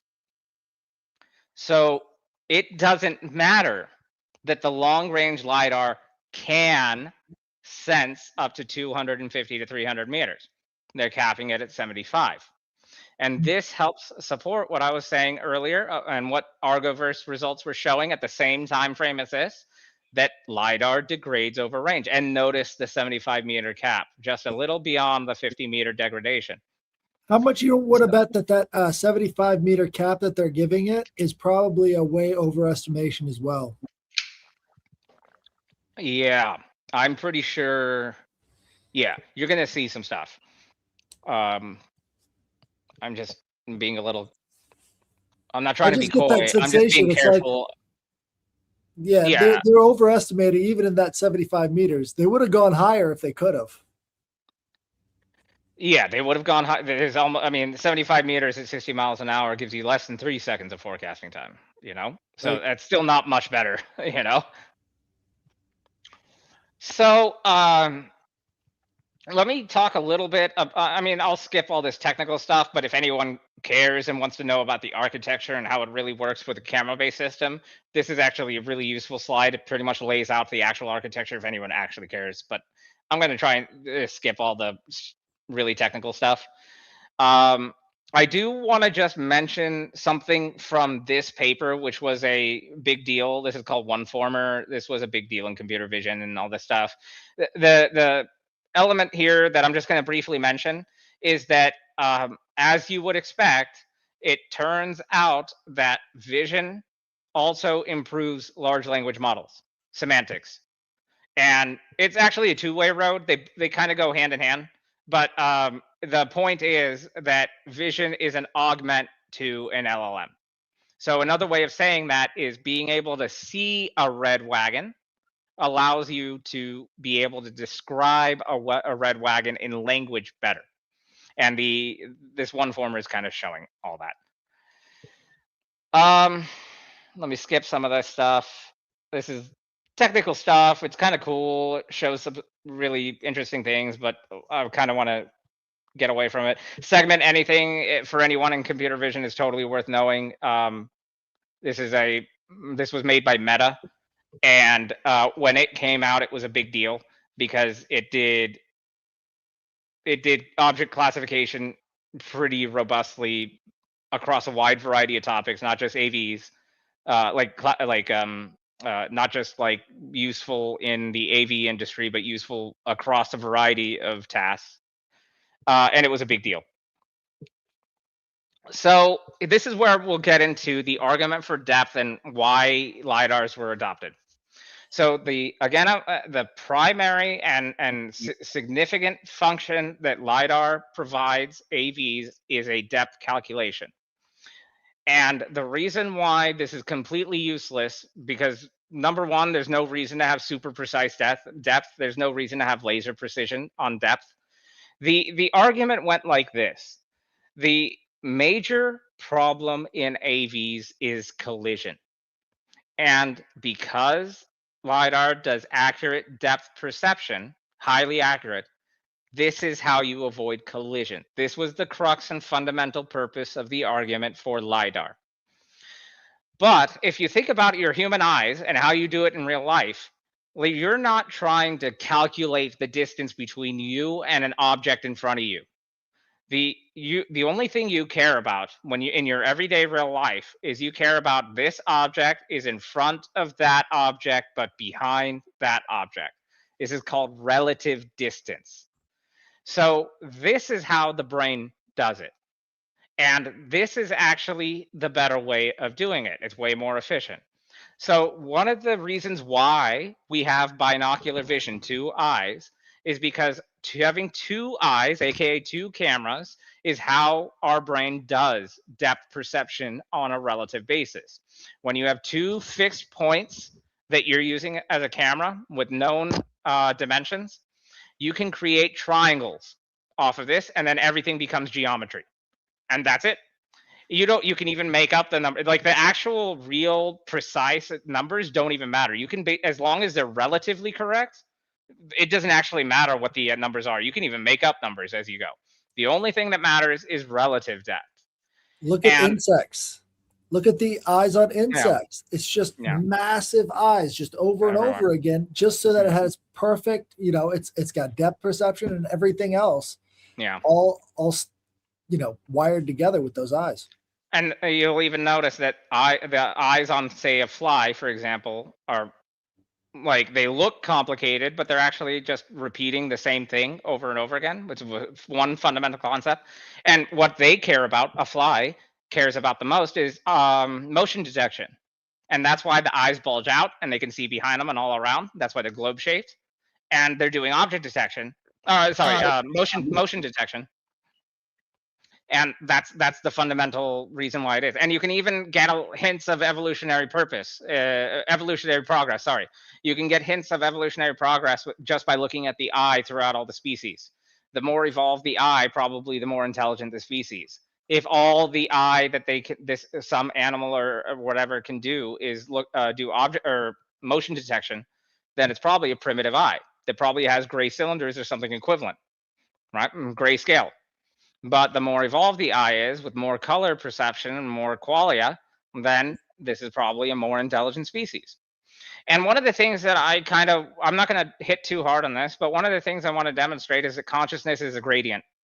One of the things is that there's not a real definition of consciousness. And why is it difficult to measure? It's because consciousness is a gradient. It's not like you just suddenly have a certain level that you hit and then all of a sudden you're conscious. No, consciousness is a gradient, and it goes from simple to complex, and it can get even more complex than we even are. So, I want to get to the real fun stuff. So, I was just talking about depth perception. So, and earlier I had mentioned that bounding boxes are a cheat. Well, this is the solution to those problems. Depth perception and bounding boxes are both solved by this. So in the AV industry, it has been completely adopted, including Waymo. Every single major company or philosophy, it doesn't matter what your belief system is, every participant in the AV industry has adopted this thing called an occupancy network. And this is one of two AI concepts that I'm going to be demonstrating. This is when earlier I was saying I was hoping to teach people what real AI is and distinguish that from fake AI. This is one of the two things you need to know in order to understand what is real AI and what is not. An occupancy network is one, and the next thing I'll talk about is something called NERF. These two concepts you must know if you want to understand anything about AI going forward. And this is what distinguishes real AI from all the other junk. So an occupancy network, what it is it's a grid pattern that is made around the vehicle itself. And this grid pattern is filled with these Minecraft looking boxes all around it. And these Minecraft looking boxes, these boxes are called voxels. And these voxels are heat mapped all around the vehicle. So it's basically a grid, and then you put objects on this grid. And it doesn't matter the exact precise distance as long as you get it pixel correct. Whatever your pixel resolution is will be the resolution of your occupancy network. And these voxels, what is really simple and powerful about an occupancy network and why it was adopted by the industry is because it gives you a simple mechanism, a 0 and 1 binary mechanism for drive and not drive. So you can see here in blue, this blue area is where you can drive. And then everything else is no drive. Don't drive. But if you're gonna relate this to a sense, it would have to be touch, right? Because each and every one of these things have different bumps and different layers. And so that as you're reaching out, you're touching these boxes, which is a generalized form, and you're getting the feel for it, how far or close it is. So it's a very tactile sense with this this form right here. Good. So you're absolutely right. So eventually I'm going to show the evolution of this. So this is an old version. I know that it says 2023, but this is actually an old version of Tesla's occupancy network. I think this is the 2020 version, if I recall correctly. So this is an old version, and I'm just showing this to show you the evolution of what happened in the industry. The occupancy, because this is fundamentally important. An occupancy network, and you're right, you are going to get the texture qualia as a result of this. And there's actually a number of other benefits. But first and foremost, the thing to understand here is that the reason why this was adopted into the AV industry, no matter your philosophy, whether you're using LiDAR or not, it doesn't matter, you're still going to be doing this, is because it provided an automatic, implicit collision avoidance system. This, through software alone, this occupancy network automatically created a implicit collision avoidance system, and that alone was what was enabled it, which made it attractive to put into AVs. Now, there are many other benefits that I'm going to talk about that ended up happening, and this evolved even further. But important to understand here that basically think of Minecraft. You have a 0-1 mechanism for where you can drive and where not to drive. And in the in the 0 part, the part you don't drive, these little boxes, what they've done is they've added in a bunch of little data points. So they add further data into the not drive part, and then the drive part is basically the road. That's it, just the road. And that's simple, binary, and super powerful. And it turns out, and this is the solution to the bounding box problem. And I'm going to get into that. So the bounding box problem, I was saying, was a cheat. Oh, shit. I'm sorry. I need to talk about nerfs first. Pause on the bounding box problem. I need to talk about this first. I got it mixed up. So I was saying there are two things that we need to know in real AI. The occupancy network is one. And then the second thing you need to know, and this is as technical as I'm going to get, is nerfs. And now nerf, N-E-R-F, nerf, this thing was invented, this is a technology that was invented in 2019, I think, or 2018, 2019. And this stands for neural radiance field. And now if you play video games, you're going to have an advantage in understanding all this, because a neural radiance field is very similar in concept to ray tracing in a video game. And so what a radiance field is that it's the ray from a pixel on a frame. It's the ray vector that is pretty much identical to what ray tracing is in video games. And it's each pixel doing that ray tracing, and that's what a nerf is. That's originally what a nerf was. So nerf started out in 2019 as a new technology, and what happened is this thing that's called a radiance field, this nerf thing, it evolved into a whole branch of technologies. Now, this whole branch of technologies in AI is just collectively referred to as nerf, but they haven't since then they have made like thousands and thousands of different evolutions of this thing called nerf. Now, earlier I was showing the occupancy network is these like Minecraft looking boxes, voxels. What happened over time is that those voxels reduced in size over time and eventually became single points. And what you were able to do with that is you were able to make an occupancy network and a nerf effectively the same thing. So occupancy networks and nerfs initially started out as two independent, completely different things. And over time, they came together and became basically the same thing. So another way of understanding this is that ray tracing in video games and occupancy networks in AVs basically are the same thing. And so this is like, if you play video games, that should be nuts, because that means that everything that is happening in vehicles, in robotics, is a video game. It is like literally, it is that. It is not like that. It is that, equal to that.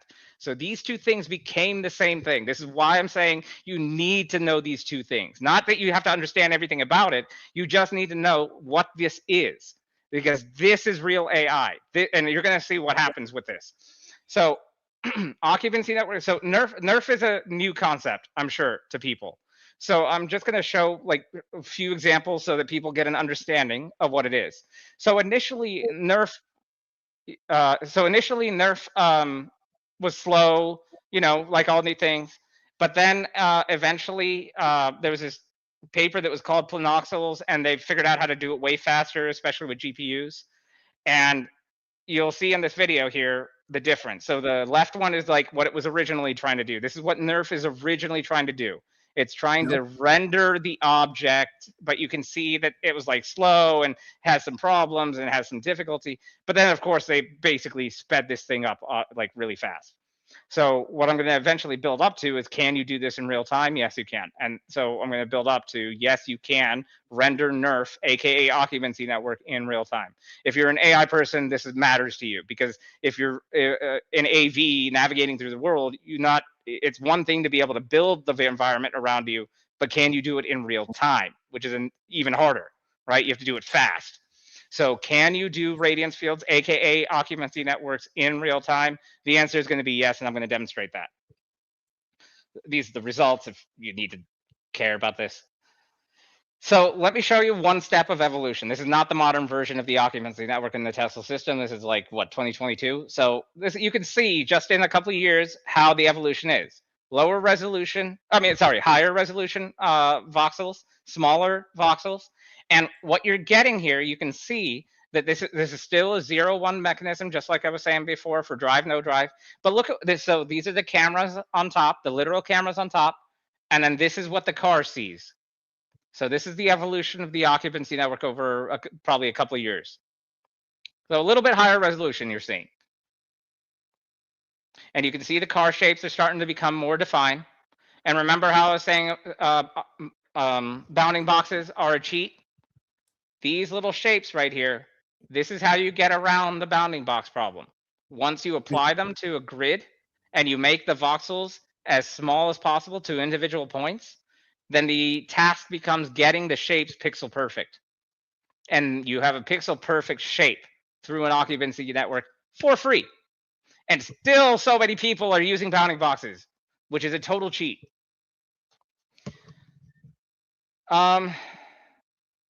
I think this reminds me of Blender. Blender? Right? Oh, Yeah. Blender, yeah.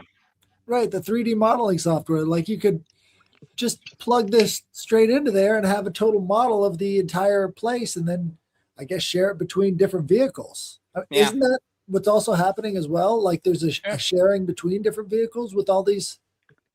I think that, I mean, that's more theoretic. How do I say it? It's not commercially available. Like Teslas don't do it yet, but this is part of the plan that they're working on. Yeah, and yeah, that you can assume that that'll be obvious. Yeah, I would say that in terms of priorities, like what I'm talking about here, making this perfect, getting it exactly right is a way higher priority for everyone in the world. And that's what this is where we're at. We're still in the vacuum tube stage of AI. Everyone's thinking we're like, no, we're not. And I'm trying to show some of the evolution in the progress, because this is state of the art stuff. And if you understand video games, you understand that we're still primitive, right? Like this is like not even 1990s graphics yet, right? So we're getting there. So as I was saying before, you get object shapes for free, and this is the solution to the bounding box problem. And this was a major problem in the industry, and still probably is for some dumb people. But this is how you solve it, and this is a really, really important thing. Getting object shapes for free, it's up there with collision avoidance in terms of importance. And this is like kind of important too, especially if you're an AI, you understand how significant this is. Probably most people won't understand how big of a deal this is, but this is one of the other things you get out of an occupancy network is that it reasons well within about occluded objects. So objects that are traveling behind other objects and partially occluded, this system inherently and automatically just understands that, because it's just a grid network around you. Very simple heat map. But again, as I was saying, the most important thing about the occupancy network for AVs is a collision avoidance system. It implicitly has this. Now, that is not to say that it will automatically go on the correct path. No, it just means it will consistently choose a collision avoidant path. So as you can see here, this car went out of control. It almost collided in the right corner, but the occupancy network avoided it, moved over to the left. This is clearly the wrong side of the road, but it avoided another collision and it stabilized. And that's the value. Initially, that was the major value, and it was sufficient to sell it into the AV industry just for this alone. Because this is software alone doing this. I'm going to skip this because this is going to get really technical. AI people might care about the leaderboard results. I just want to point out we're in a competitive race. Thank God we have NVIDIA. That's the listing you see at the top on this leaderboard right here. But then you can see who all the competitors are and how many there are. In China, there are, at the time I was doing this, I'm sure it's way higher than this now, but at that time in 2023 in China, there were more than 160 electric vehicle manufacturers. I'm sure the number is way higher than that now. But there's more than 160 EV manufacturers in China. In academia, China, Taiwan, East Asia in general, they are super active and competitive on all of the leaderboards in AI, especially related to computer vision. Thank God we have NVIDIA. NVIDIA consistently is at the top of the leaderboards from America. And then there are basically nobody else in America. Literally nobody. It's just NVIDIA and then China, all the way down, effectively. That's what we're dealing with. And the reason for this is because of the massive overinvestment in LiDAR for decades. It's been more than a decade that this has happened.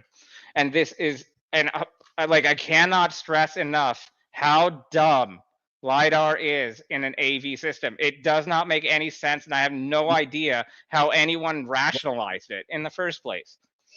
This is a video game reference. I just wanted to show you what I meant by reducing the size of the voxels. So this is and this is done in real time. So again, I'm trying to demonstrate that this thing called an occupancy network and radiance fields, this can be rendered robustly in real time. And this is extremely important. And what you're looking at here, again, it's a video game reference, but what you're looking at here is you're seeing a depth calculation that is being done, and it's being color graded based off of that. So blue is farther away, and then yellow, red would be closer. So what you can see is that in video games, to save memory, they're trying to focus on the field of view, and they only render what's in your field of view and then ignore everything else. And then they render only what's in your field of view to save memory and compute. And this is really cool. And then this is kind of my home base, and this is kind of a lot of what I do or was doing. But they did even cooler stuff than this. They like even realized that they could increase voxel size really far out and save a lot of memory by not having to do as many points when you're really far away, and you don't lose anything by doing that. And you see this in video games too, where whenever you're some character looking over a long field of view, everything near you is high resolution. And then the further you go in the video, like look in the video game visually, it's lower quality resolution out there, further out, because you don't lose anything. And that's the same thing they're doing in AVs to save memory as well. And so this is a video game reference. Oh, wait, are you talking? Sorry. Sorry, I think you just described dreams. Like actual dreams? Think about it. It only renders in front of you, in front of your field of vision. Yeah, that's actually so all it's of the a lower VR resolution. You're right. So one thing I skipped over in the neuroscience part is that our entire experience in reality happens in the hippocampus. And this is something that's important to understand, is that we experience the world through our senses. Yes, that's true. But in terms of the mapping, like everything that I'm showing you, what the car sees on the screen and creating that, we do that exact same thing in the brain, and it happens in the hippocampus. And so that virtual representation actually does happen in the brain too. And that's where we live. We live in here.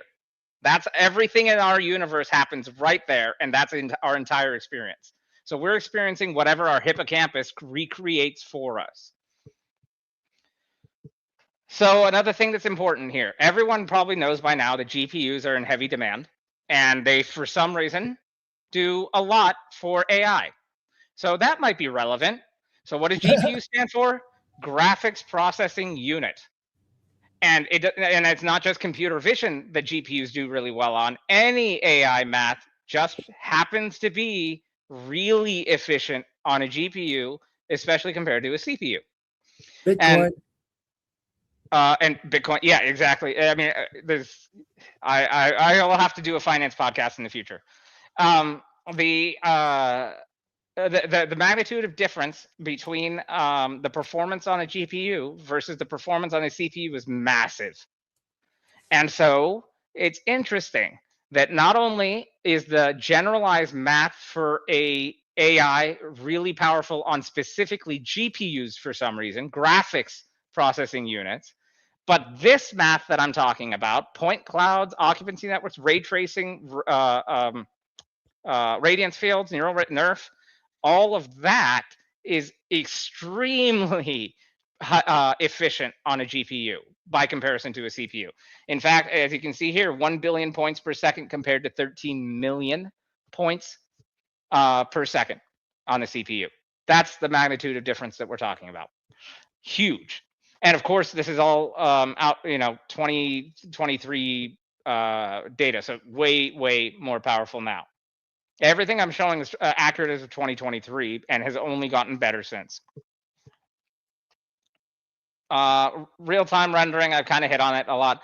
So another thing is, can it consistently be done robustly?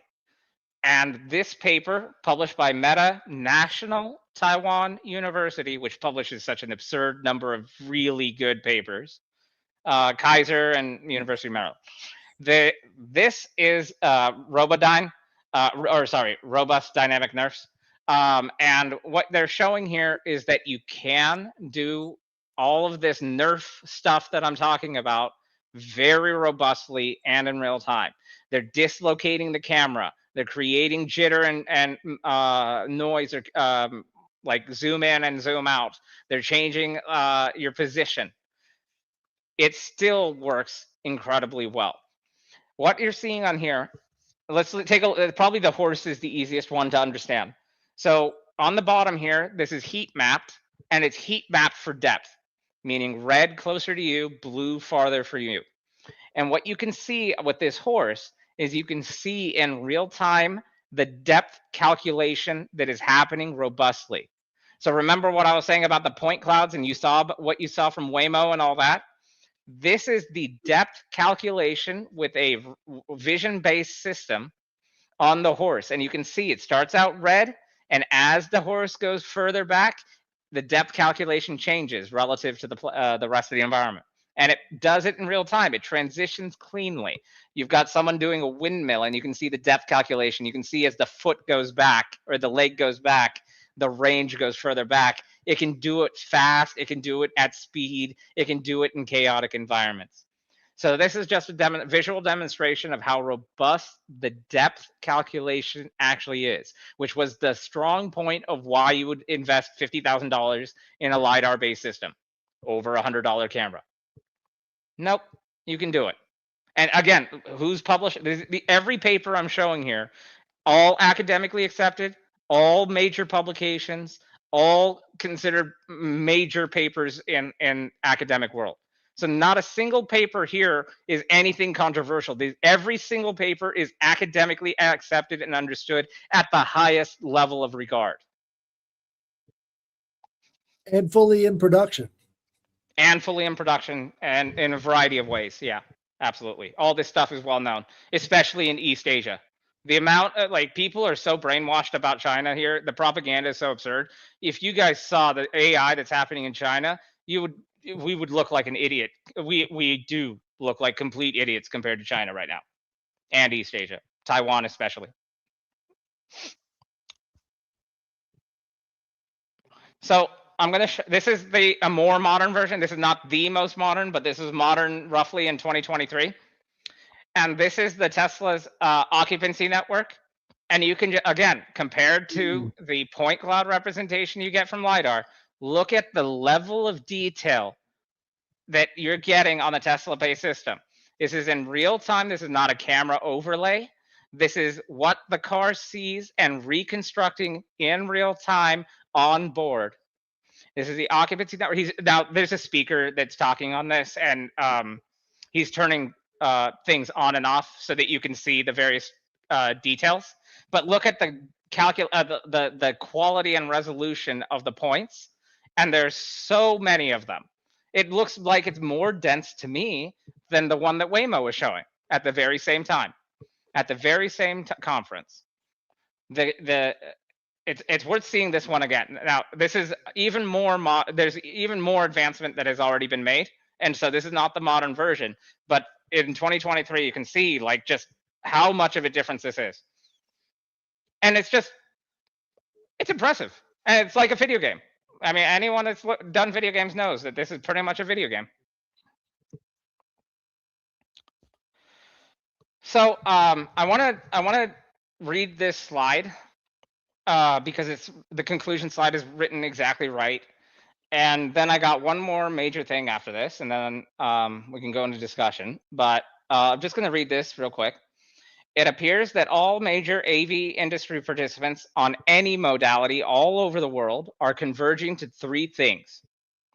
Still true to this day, but this was what I was showing in 2023. Occupancy equals point clouds equals radiance fields equals VR representation. These are all exactly the same thing. They're all the same thing. And all augmented by semantics, meaning words help, LLMs help. But they're LLM is an augment, not the foundation. Number two, perception accuracy is increasingly measured by how correctly perception recreates reality in virtual space. And number three, the task of AV perception has become building a localized digital twin of the real local environment in real time. That's what the task of perception in robotics basically has become. So feature-rich representation is best. What this means is high-resolution data is better.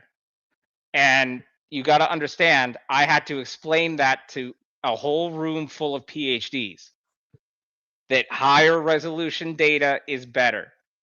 An entire room of PhDs I had to explain that to at ASU.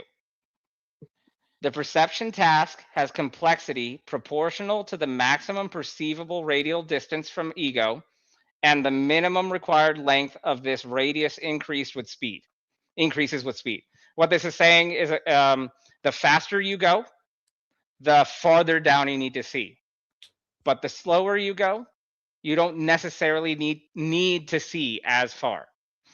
And the complexity of this whole VR representation task is determined by the radial length, the minimum required radius, and that complexity increases the faster you go. And so if you're going fast, the complexity is not growing linearly, it's growing squared. And that's relevant if you were hearing what I was saying about LiDAR degradation over range and the forecasting window. It's true for humans too. It's true for humans too, exactly. Number three, recreating the world as humans see it requires perception systems to see real photons the way humans see them. And I should have mentioned this earlier. The road systems are designed for vision, not LiDAR. The road engineers have designed roads for vision, not LiDAR. This is the level of dumb we're dealing with. PhDs don't mean anything. This is the level of dumb we're dealing with. There's very little braille on the roads, but if there was, I'm sure we'd have a lot more blind people driving. I'm sure. So I conclude. Success on the perception task converges to real-time virtual rendering of localized reality as humans perceive it, and because of the nature in which humans perceive reality, mimicked real perception must at least be inferred from real photons. Again, I have to make the fundamental argument that reality is perceived from real photons and not fake photons, which is what LiDAR is. Real photons is vision, actual reality. Fake photons is LiDAR. So I have one more thing, and this is what really ties it all together. So this is the actual formal end of the presentation, but I want to show this because this, in my opinion, if you've been paying it, if you made it this far, this is the honeypot at the end. This is a foundational paper in computer vision. This is one of the most referenced papers in computer vision, one of the most popular papers in computer vision, and considered maybe up there with one of the most important papers ever in computer vision. Academically recognized, widely accepted and understood, and everything all around the world, thousands and thousands of times, maybe tens of thousands of times. This specific paper has been referenced. This is a paper. It's called The Unreasonable Effectiveness of Deep Features as a Perceptual Metric. This was published by OpenAI and Adobe Research in 2018, back when Elon was still there at OpenAI. If you don't mind, I'm just going to read the conclusion as is because it's pretty profound. Our result. So this is a paper about computer vision, and it explores the reason why color is important. That's why this is such a famous paper. Our results indicate that networks trained to solve challenging visual prediction and modeling tasks end up learning a representation of the world that correlates well with perceptual judgments.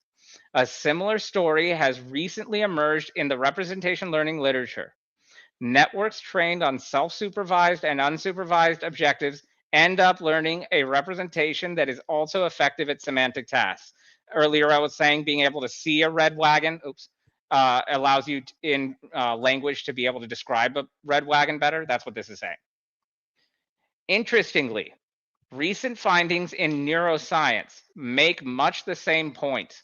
Representations trained on computer vision tasks also end up being effective models of neural activity in macaque visual cortex. Macaque is a type of monkey that has a brain very similar to the human. So this is important because this is the first thing that says computer vision and the visual cortex might be related. Moreover, and roughly speaking, the stronger the representation is at the computer vision task, the stronger it is a model of cortical activity. Our paper makes a similar finding. The stronger a feature set is at classification and detection, the stronger it is as a model of perceptual similarity judgments, as suggested in Table 4. Together, these results suggest that a good feature is a good feature. Features that are good at semantic tasks are also good at self-supervised and unsupervised tasks, and also provide good models of both human perceptual behavior and macaque neural activity. This last point aligns with the rational analysis explanation of visual cognition, suggesting that the idiosyncrasies of biological perception arise as a consequence of a rational agent attempting to solve natural tasks. This is their way of saying artificial intelligence needs to exist in the real world and understand the real world. And that is what is being found that computer vision is enabling us to do. And on top of that, just happens to be that when you do that in AI, comprehend the real world through vision, you end up mimicking the brain. Whether you know it or not, it ends up becoming the brain. Bingo. Further refining the degree to which this is true is an important question for future research. So again, the human brain is computer vision is, when you do it correctly, it literally mimics the brain. This is important to understand. There's all kinds of ridiculous shit that I've heard about the brain and the concept of consciousness. It's quantum and microtubules and pulling in consciousness from the ether and all this shit. No, every single thing, 100% of everything we know in the universe is mathematical. 100% of everything we know in the universe is mathematical. The brain is mathematical.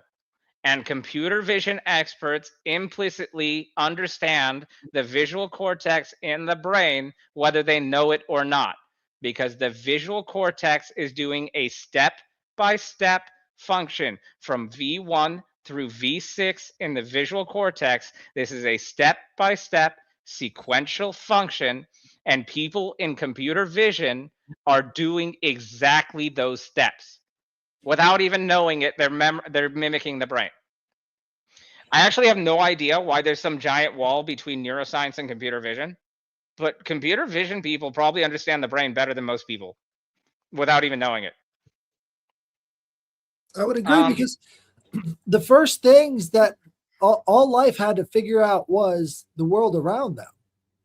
And all intelligence is built off of that same basic premise every single time. It's how do you relate to the world around you? Correct. That includes light and all the rest, any sort of sensory impulse, any kind of information. Yep. So that's actually what that paper is saying, is that a rational agent, whatever that is, so you can either be a conscious human or a AI, something, any AI. It turns out that a rational agent that successfully interacts in the real world is doing is going to end up making neural activity in the brain. And by the way, I just want to make sure that I distinguish that this is not saying that computer vision becomes human. This is saying that computer vision becomes the brain. And that's a big difference. So everything in this world, all life in this world, is going to have some variation of the brain. And we know that different animals and different species, all up and down the animal kingdom, they all have varying different kinds of success at perceiving the world. For example, bats, they have eyes. Anyone ever wonder why bats have eyes when they don't really use them? And so one of the things is that the eye evolved first, and then bats literally got stuck in a cave. And when they got stuck in a cave, they had to switch to echolocation.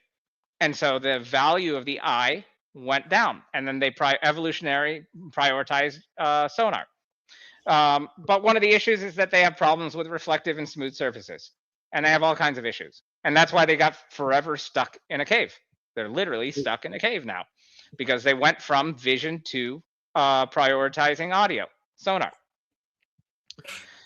So, so you can see how, and that they have issues with flying near mirrors. If they end up flying towards a mirror, they'll end up running into it. Windows are a problem. That's why birds sometimes have problems and stuff. Like they don't understand glare that well. The glare isn't a concept in sonar. So you'd be surprised at how many. Like you can probably see glare on my glasses. So that's how you know that there's right. You can see like that kind of stuff. That's like obvious. You don't even think about it, but you got to understand a bat has no concept of this. And so you can see how all these different qualia, subtle qualia of color and texture, all these subtleties are complicated and are lost when you don't have vision, but create massive exponential benefit when you do. So the really big important thing about that's going on in the world right now is the energy consumption that is being used for AI, and it's going to grow exponentially. I wanted to show this graph. This is for a presentation from Ray Kurzweil, the guy who predicted the singularity. If you've ever heard of it, if you've ever heard of the word singularity, it comes from this guy, Ray Kurzweil, and he has this chart. And I just wanted to show this chart briefly, just so people can understand what is happening with compute. So this is a log 10 scale. That means it's increasing by a multiple of 10 every step up. So even though this line looks roughly linear, this is actually an exponential graph because it's going up in factors of 10.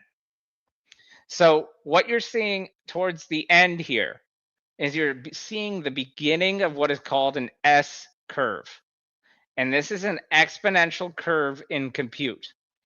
So there was this thing called Moore's law, and Moore's law had been in effect for a very long time. And what it states is that compute was expected to double every 2 years, roughly. And that comes from the size of the transistor.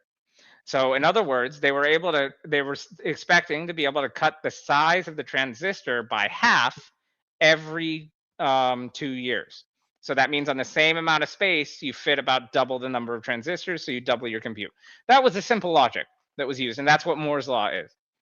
Since then, because of this guy named Jensen Huang from NVIDIA, CEO of NVIDIA, he's been doing this GPU thing, and he's been blowing Moore's law out of the water consistently every year for like decades.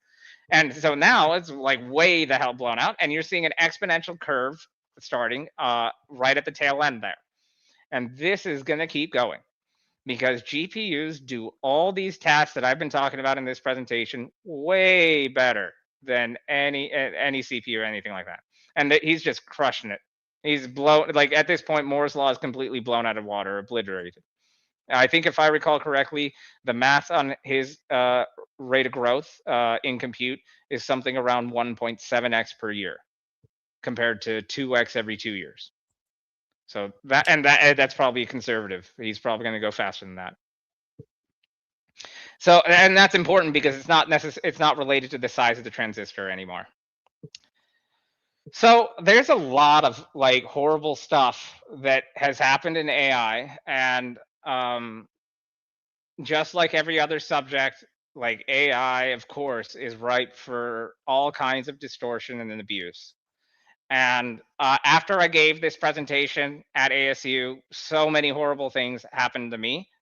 It's kind of hard to talk a lot about it because there are a lot of problems with talking about it, but just know it was really bad. What I can talk about though is there was this OpenAI whistleblower in November of 2024 that was assassinated in California. And I think more people should watch this. I hope people do. But basically, there was a government operation that was run on me, totally illegal and all this stuff, and it was pretty horrible. And it seems to resemble a lot of elements of MK Ultra, and it's very similar to what I've heard veterans about UAP that are UAP whistleblowers talk about happens to them. But it seems to be that being a whistleblower is the fastest way to get yourself killed in America today. And this just keeps happening. And I really want to bring up this guy because this guy was doing something very important at that time. And he ended up dying in November of 2024. And this was around when a lot of the same stuff was happening to me and many others.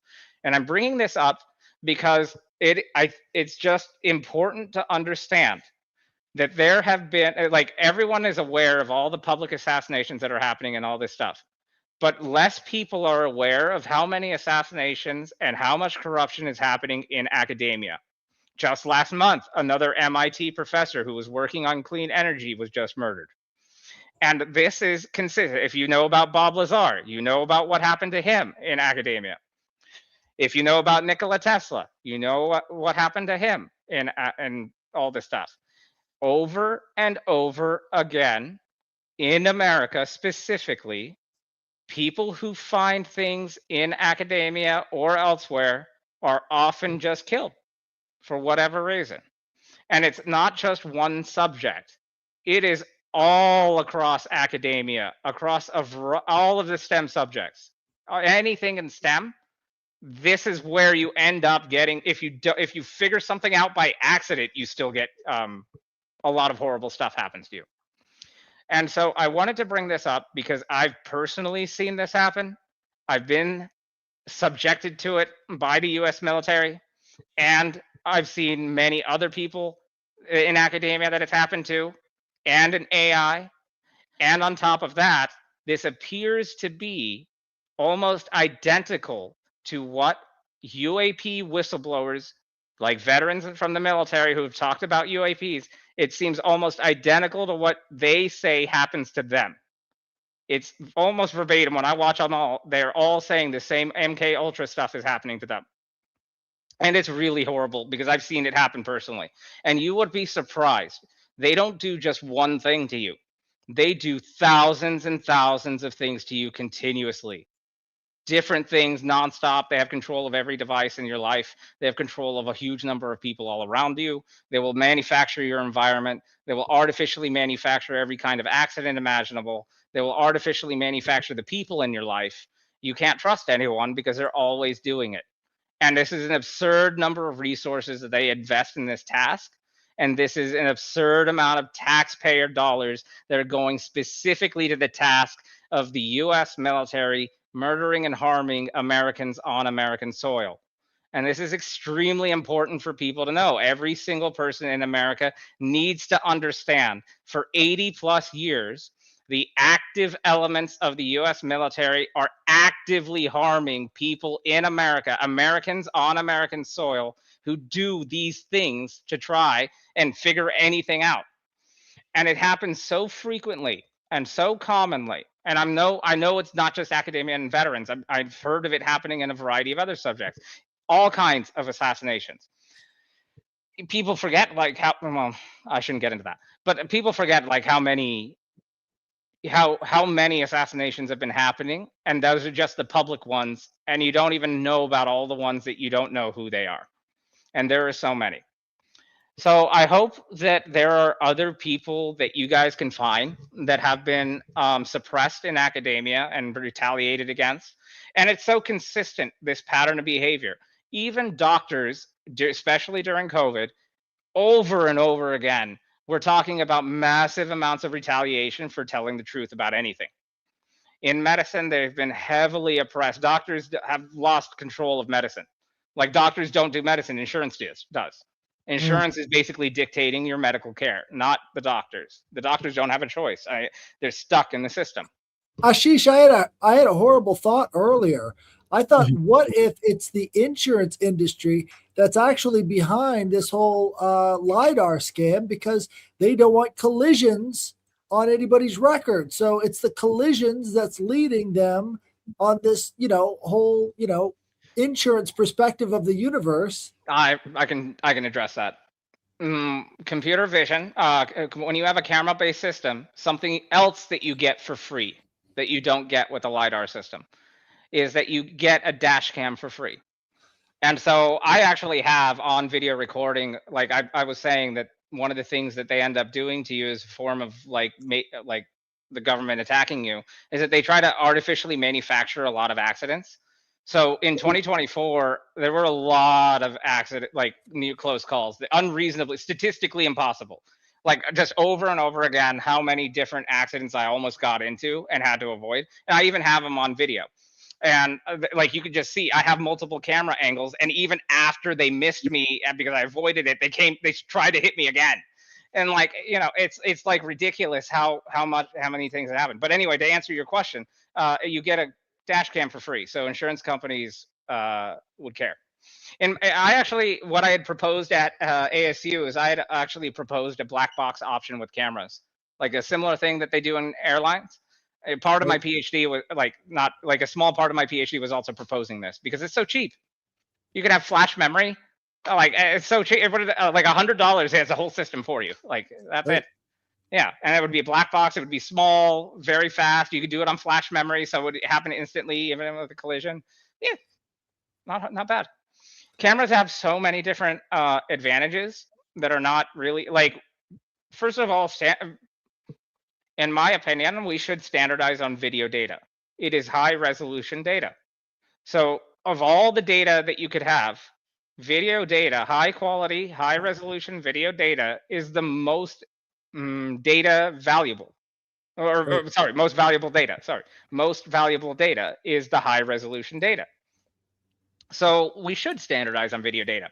And one of the things that is advantageous from a business perspective about standardizing on video data is that let's say there's a regulatory problem and you have to like submit the records like the black box or whatever.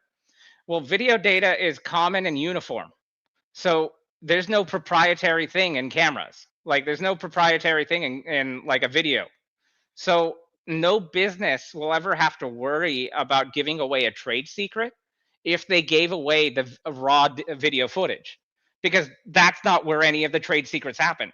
All the trade secrets happen on the back end with all the software. So standardizing on video data means that you can offer that data with no harm to your personal proprietary IP. You're just giving the raw video footage, which is universal. And Right. that's not something you can say with LiDAR. You would end up having to give away some proprietary information with LiDAR data if you gave it away. Yeah. Interesting point, though. Yeah, and there's more to it. Yeah, but that's the big stuff, guys. Like computer vision's where real AI is. It's not LLMs or ChatGPT or whatever. Yeah. I had an interesting thought while you were describing the bats. So, have you ever read the book the Time Machine by H.G. Wells? Oh yeah, definitely. Uh-huh. So you've got the Morlocks and the Eloi, right? And the Morlocks are underground and they're kind of blind. Their eyes have degraded, but they've got a great sense of smell and they can smell other people. And it's like you're dealing with the Morlocks. In a lot of ways, they're sort of blind to what's right in front of them, if they just open their eyes, but they've got so much invested at this point, they can't even see the forest for the trees. So it really is fitting that it's all about sensory data. And these people are so fucking blind. Yeah. I mean, this is not a mistake, guys. Like, you got to understand, nobody is this dumb. It is not possible to be in a room full of PhDs that are all collectively a room full of PhDs are not that dumb. This is happening on purpose. This is intentional. This is mostly a money game, and that's why it's happening. It's really mostly about money, yeah. The other thing to kind of know, again, from the neuroscience side, so this is a little bit morbid, but it makes a point that is valid. What is understood is that brain dead equals dead. This is understood in neurology. Brain dead equals dead. Any other part of the body, you're still alive for some time if you lose it. But brain dead equals dead. So again, I was saying I've heard all kinds of dumb shit about consciousness. Everything in this, 100% of everything we know in this universe is math. So far, 100% of everything we know in this universe is math. So all of the consciousness aspects happen in the brain. I'm sure, like, don't get me wrong, your body in its entirety is a perception sensor. The whole body is a perception sensor, and that is relevant to the brain. But in terms of your actual consciousness, where does it actually happen? It's in the brain. It is a mathematical concept, and computer vision is showing that they already understand this. And that for some reason, there's just a big wall between what is already published and understood in computer vision for many years, but for some reason, neuroscience isn't picking it up.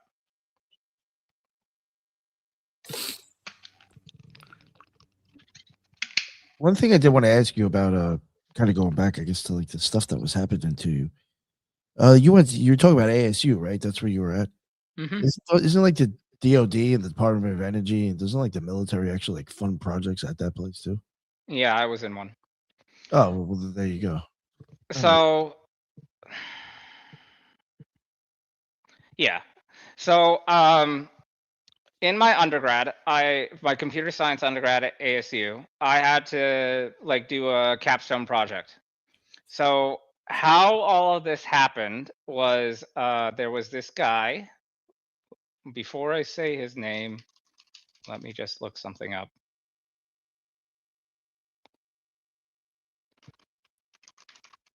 I just need to make sure that I can say this real quick. Yeah. So I needed to do a capstone project, and at the time, the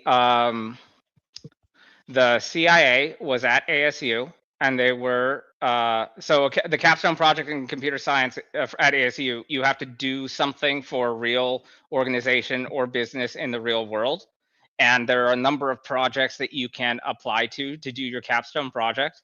And one segment of those projects that was available to do was working for the CIA, and I was doing something called making a digital twin, which sounds more than it really is. It's not that big of a deal. This part is not really that big of a deal.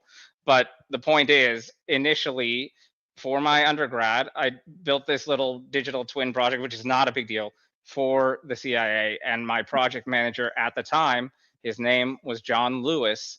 And at the time, he was the CTO of the CIA. After I did that project, coincidentally, John Lewis retired out of the CIA, moved from Washington, D.C. to Phoenix, Arizona. And in 2023, he started teaching a class at ASU, which I took. As I started doing this AI thing in 2023, so that happened. Another thing that happened was that two people moved in right next door to me. One of them was a former 75th Ranger with a Q clearance. And then the other one was a former U.S. Air Force officer turned DOD contractor at Booz Allen. And if you can believe it, so they told me that this DOD contractor, her name was Mickey Adachi, and the former 75th Ranger was Francisco Salcedo. So they befriended me, and this is all, they moved in right next door to me, literally next door to me, all around the same time. All this is happening at the same time. John Lewis from the CIA moving, and me taking his class, and he being my project manager. I should also mention this while I'm doing this. At the beginning, I didn't say this, but my project advisor for this project that I was doing here, this is Dr. Kidambi. This is also a NHTSA engineer, National Highway and Transport Safety Association. So he was my project advisor, and he's fully aware of everything I said here, including the Waymo stuff. So this is, again, and I have the date on the slides here when all this is happening. So if you can believe it, so they told me, this DOD purchaser, her name's Mickey Adachi for Booz Allen. They told me at that time she was purchasing LiDAR-based systems for the US Navy. And if you can believe it, as dumb as LiDAR is on vehicles, on cars, it's even dumber, even more dumb to do it on a ship. LiDAR offers nothing of value at all on a ship. There's no reason to do it. So these people moved in next door to me. They befriended me, and they started asking me a lot of stuff. And then after I gave this presentation at ASU, lots of horrible stuff happened to me. And I've been put under surveillance. As far as I know, I'm still under surveillance, but they started hiding it. At first, they don't even hide, by the way. When they put you under massive amounts of surveillance, which is an absurd number of people that they put on you to surveil you, they don't just put like one or two people on you. They like follow, like I have a crowd of people following me around, and they change out all the time. I went to the Grand Canyon out in the middle of nowhere just to see what would happen, and they don't hide. Like the point is to make sure that you know that they're there, because what they do to you, and part of the MK Ultra part is that they try to make you go psychotic, literally. If they can't get you to commit suicide, they'll try to make you go psychotic. And they also do this through a variety of methods in intelligence, but they also do it with drugs. They do a variety of different things. And the idea is to, one of the things they do is they try to manufacture as many catastrophes in your life as possible. Because the idea is to make you, like, if they can't get you to go put you in a psych ward, which thankfully I have a lot of medical experience, and so I could handle what they were doing to me. But at the same time, if they fail at that, then they just try to get you to commit suicide by making your life as horrible as possible. I've applied to more than 200 jobs over the past 2 years, and I haven't been able to get one interview. And prior to that, I was able to get an interview at almost every job that I ever applied for. And I have like really good resume. I'm not saying I'm the best, but for sure in the top 50%.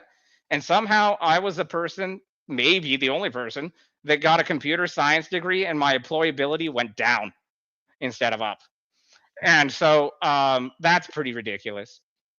And they do a lot more horrible things than that to you. They manufacture all kinds of horrible shit. They have access to every single device that you ever have. It doesn't matter what. And they will do all, like one of the things they do, like I'm uniquely trained on being able to distinguish between algorithmic behavior and real behavior. And like I like thank God, because they do all kinds of algorithmic stuff. They have access to every kind of app you might have, any kind of audio. I couldn't listen to music anymore because one of the things they do is they Ashish, inject subtext into audio. Benford's law. Do you use Benford's law to do analysis of the type of numbers that keep popping up? Well, I'm not familiar. Oh, Bedford's law is a mathematical tool that they use to determine whether or not it's a made up number or a natural number based upon the probability of the numbers in different positions. So, like a 1 is more common than a 9. So, you're going to have ones pop up way more often. And so, based off of those probabilities, you can tell whether or not a person's going to be lying about a number or not. If you apply Benford's law, you can actually see whether or not you're getting outside influences. Oh, I'll have to look up at that. I mean, I know of a similar concept in cryptography. One of the earliest forms of decryption, like breaking encryption, like early on. This is nothing advanced, but way early on, one of the first things they would do is they would do statistical analysis on the letters, and then they would match it to the language, the occurrence in the language. And so they would just look at the statistical analysis of how often something appears, and then they would look at it in the language, what is the occurrence, and they would see if they match, and then they would translate that way. So that was actually one of the early things that they would do, which is a similar concept to what you're saying. No, I haven't done that, but I mean, I don't need to. Like I said, for the most part, they don't even really try to hide anything. Like the issue that they go for is that if you even try to talk about it, then they'll use it as evidence of psychosis, and then but like in the military, like the military has reduced the clinical definition of psychosis to whether or not they agree with you. Yes. And UAP, It's like always been every that. single person in the military that has ever talked about aliens, basically, I mean, except for David Fravor, I guess, was the one person I've heard that doesn't get retaliated against. But almost everyone else, all the other military people that have talked about aliens or said anything about it, have discussed massive amounts of retaliation and fears for their life and fears for their family and all this stuff. And they have to go through rigorous psych and all kinds of stuff like that. The math says the probability aliens exist is 100%. Yet every single person in the military that ever talks about aliens somehow needs a psych exam over and over again. And it's like they're not really doing a psych exam. They're doing MK Ultra over and over and over again. Just like I was saying in academia, people who talk about aliens end up getting put in a psych ward.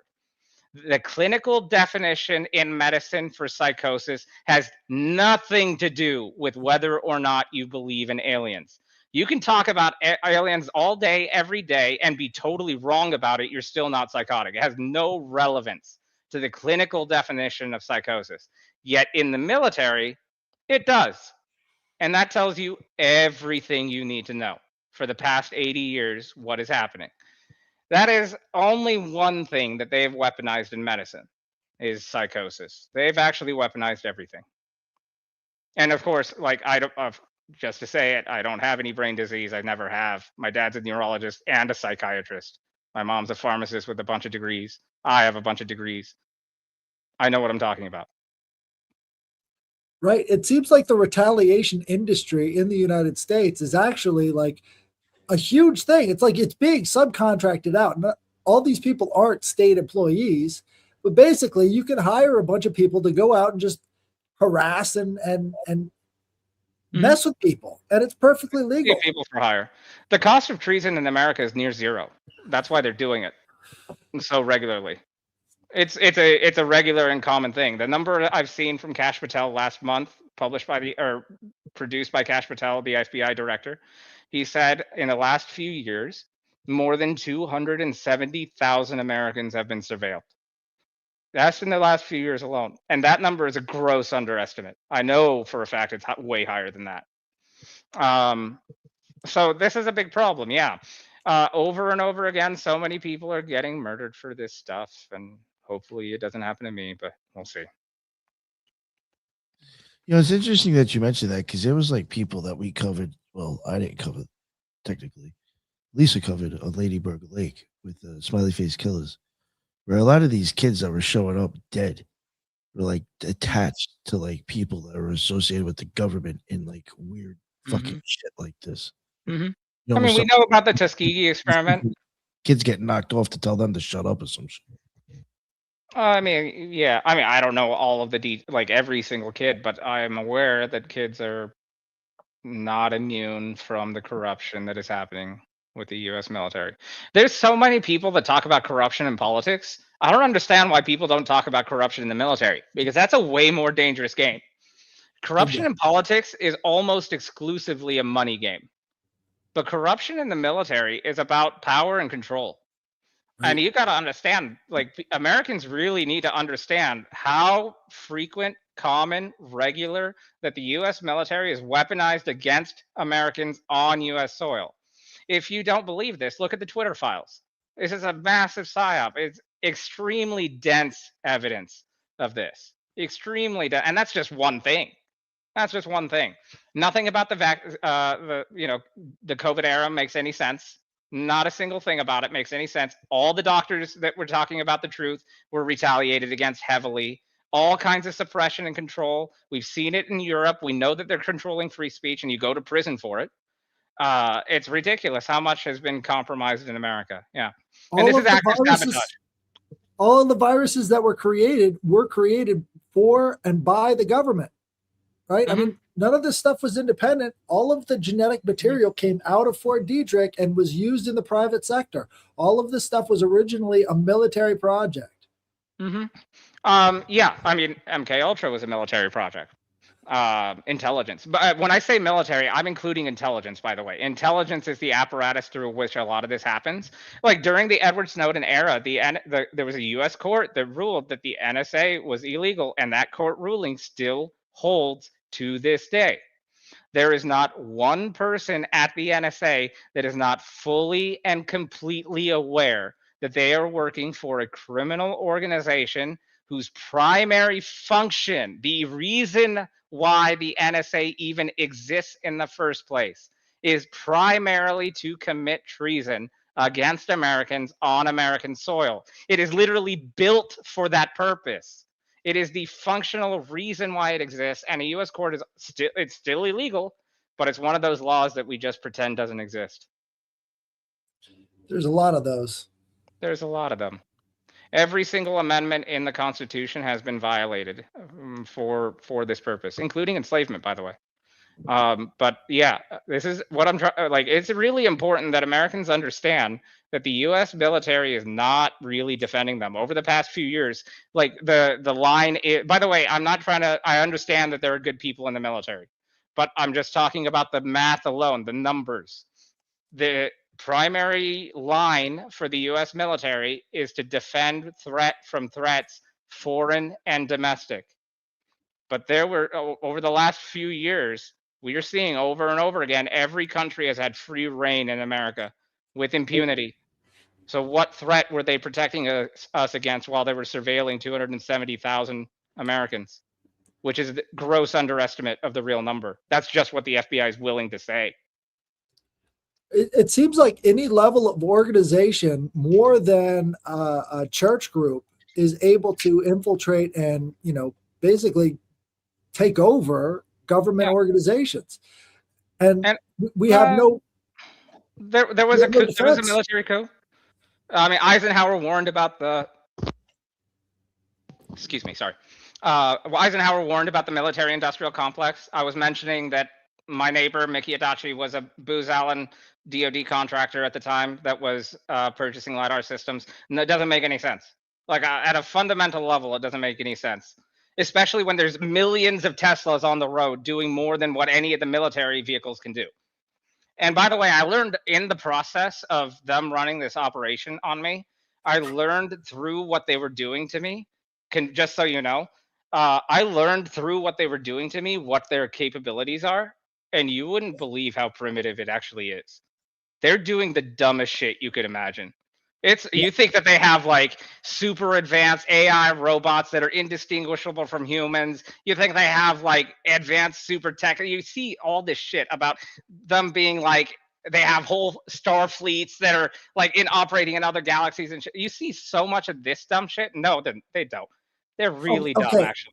Here's a new proposition. So you were talking about all of the scientists who have died, all of the inventors who have died.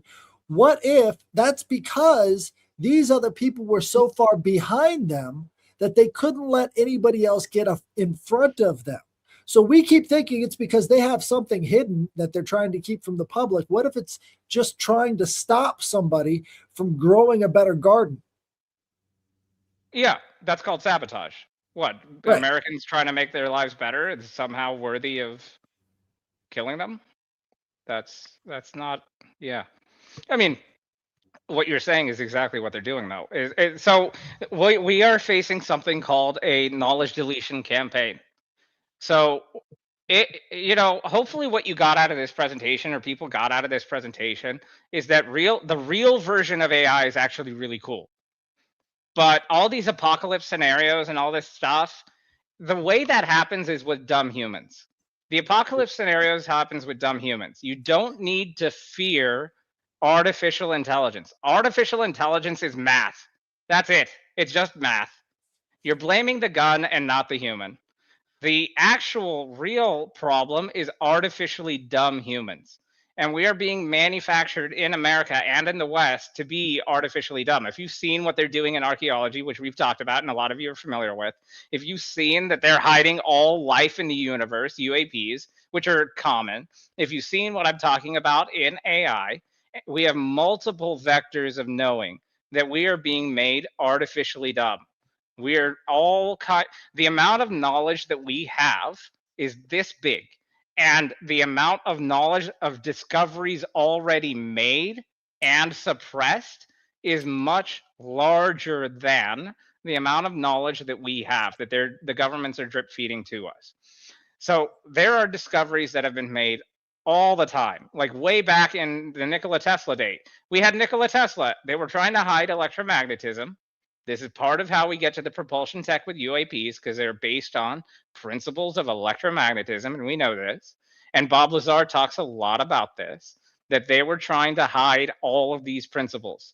Anything related to energy, high energy production, anything related to the propulsion tech, that's what they were initially trying to hide. And then that expanded to basically all of academia. And now everything in academia is classified automatically first. Everything. Reality is classified. The entire classification system is being used as a weapon against Americans in order to hide all these activities. And that's the purpose of classification, classifying everything, classifying literally everything.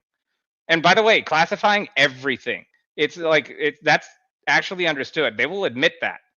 Everything is by default classified first, and then not classified if they ever get around to it, which they never do. Well, not for the important shit. Yeah, which is almost all of it. Like Right. most of it. What they're declassifying is not really that important. Yeah. And it's not just a propulsion tech, it's not just energy, it's across the board in all of academia. Across the board. Prioritizing STEM.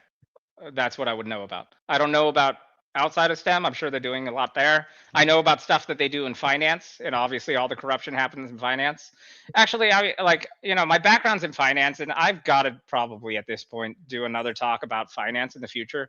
But I just want to put this on the screen for people to see. And I hope people bookmark this website. This is usjetclock.org. And what you need to understand about this is we have $38.6 trillion in debt. We make about $5.3 trillion in revenue. We spend $2 trillion on Medicare. These are the top 4 line items in the federal budget. We spend $2 trillion on Medicare. We spend 1.6 on Social Security, about a trillion on military, and more than that, more than what we spend on the military, about $1 trillion on interest from our $38.6 trillion in debt. More than what we spend on the military every year is how much we're paying in just interest alone. Nothing else, interest alone. Interest is the third largest line item in the federal budget behind Medicare and Social Security. Interest. So when we have a huge amount of fraud happening on the order of trillions of dollars in sum total, and your taxpayer dollars are going towards weaponizing taxpayer funded assets against Americans, and most of this $1 trillion that's spent on the military doesn't go towards defending Americans, and a huge amount of it goes towards harming them. There's nothing about this that is like, first of all, mutually assured destruction is literally spells mad, and it's the dumbest thing. The idea of being that for the past 80 years, one of the highest priorities of the US military has been to enable and create every system possible to destroy the world in 5 minutes or less. And they've done it. And that's what mutually assured destruction was about. Philosophically, that's what it was about. And once they created it, they told you they weren't going to use it. But they created it and kept building it more and more and more. And there's even people, like, just so you have some understanding of how they do this, there are people in the military who go into these hundreds of underground bunkers, like little bunkers. And in there, they have like 2 people in each little room. And they spend maybe sometimes up to years in this little underground thing with no windows, and there's one other person with them at their little post where they're at. And what they're doing in this little bunker is they have a little machine, and they have a signal that comes in, message or whatever, and then they're supposed to do something if they receive that. And they do this across hundreds of different ones. And this is how nuclear launch codes are sent. And they do this regularly because they're conditioning them to do it without question. So they send tons and tons of fake ones through to make sure that you're doing it, and they make sure you do it over and over again, but most of them are fake. But then the idea is that when one that is real comes through, you won't know which bunker it is, and you won't know if it's a real one or a fake one. When you see the signal, you're supposed to do your task, and that's what launches the thing, and you won't even know where it's going, what it does, or if it's even real or not. And this is how they condition you in the military to just launch nuclear, because one of the things they would be concerned about is this idea of like a noble person that would stop, oh no, we should not launch the nukes. They're worried about that. So this is their method of getting around that. And every day they send these things all the way through, and when everyone comes, they have to be there to like do the thing to launch them and whatever, pretend to launch them. They have most of the time they're not, right? Yeah. So that's kind of like, you got to understand, this is what our tax dollars are going towards. They're not going towards helping you in any way. They're literally being weaponized against you to make you dumber. We are actively, this is what the point of making all this distortion in academia is about. It's designed specifically for the task of making the population dumber, not keep them where they're at. They go back in time, they rewrite history or delete it. And this has happened actively. You were mentioning gain of function research initially is what you were talking about when you were saying stuff about that. People forget. This was on the news and commonly understood, and now it's been wiped. In the 1990s, there was a lab that was off the coast of, I think it was Virginia, but it might have been Maryland. I can't remember. It was on an island. And this lab was doing gain of function research in the 1990s on the Ebola virus. And they were trying to make the Ebola virus airborne. They were trying to make it a respiratory disease. And they succeeded. And what ended up happening is that this actually got into the vents of the lab, and there was a whole bunch of monkeys in this lab, and they all got infected. And in the 1990s, this was during the Clinton era, they had to send in a whole team to destroy this lab and completely obliterate it. And at the time, the way that you had dealt with Ebola is that you burned everything, including the people, and then you poured Clorox in a moat around it, and then made sure that and then buried all of that. And that's how you dealt with Ebola at the time. And then the United States made an airborne version of it and succeeded in the 1990s. That's called gain of function research. And that is because once that gets out, there's no borders on that. If that even got out one time, if that was ever deployed even one time, there's nothing that stops that from infecting the whole world. And there's nothing that stops it on the local border either or anything like that. There's nothing you're going to do about it. It's done. You're done. once it goes airborne like that. So that's the kind of shit that your tax dollars are going towards. And such an enormous amount of money and resources in this country is dedicated to specifically the task of harming humans. Again, to this day, intelligence is not part of the definition of life for some reason. To this day. That's pretty evident. Yeah. Yeah. Just look at the news. We have a lot to really figure out in this country. That's for sure. Because China is not this dumb. I promise you they're not. Like, on multiple levels. I worked in Hong Kong for a short time when I was working for a hedge fund. And I promise you, they're not this dumb. They had robots all over the place in 2010. They were thinking about this stuff way in advance. They've deployed robots all over Asia. Everyone that looked at China or Japan knows this. China's even better. So if you think Japan is advanced and the stuff that you see there looks super advanced, well, just see, you guys got to look at what they're doing in China. Don't believe the propaganda. They are way more advanced than we are. They're doing stuff that we can't do.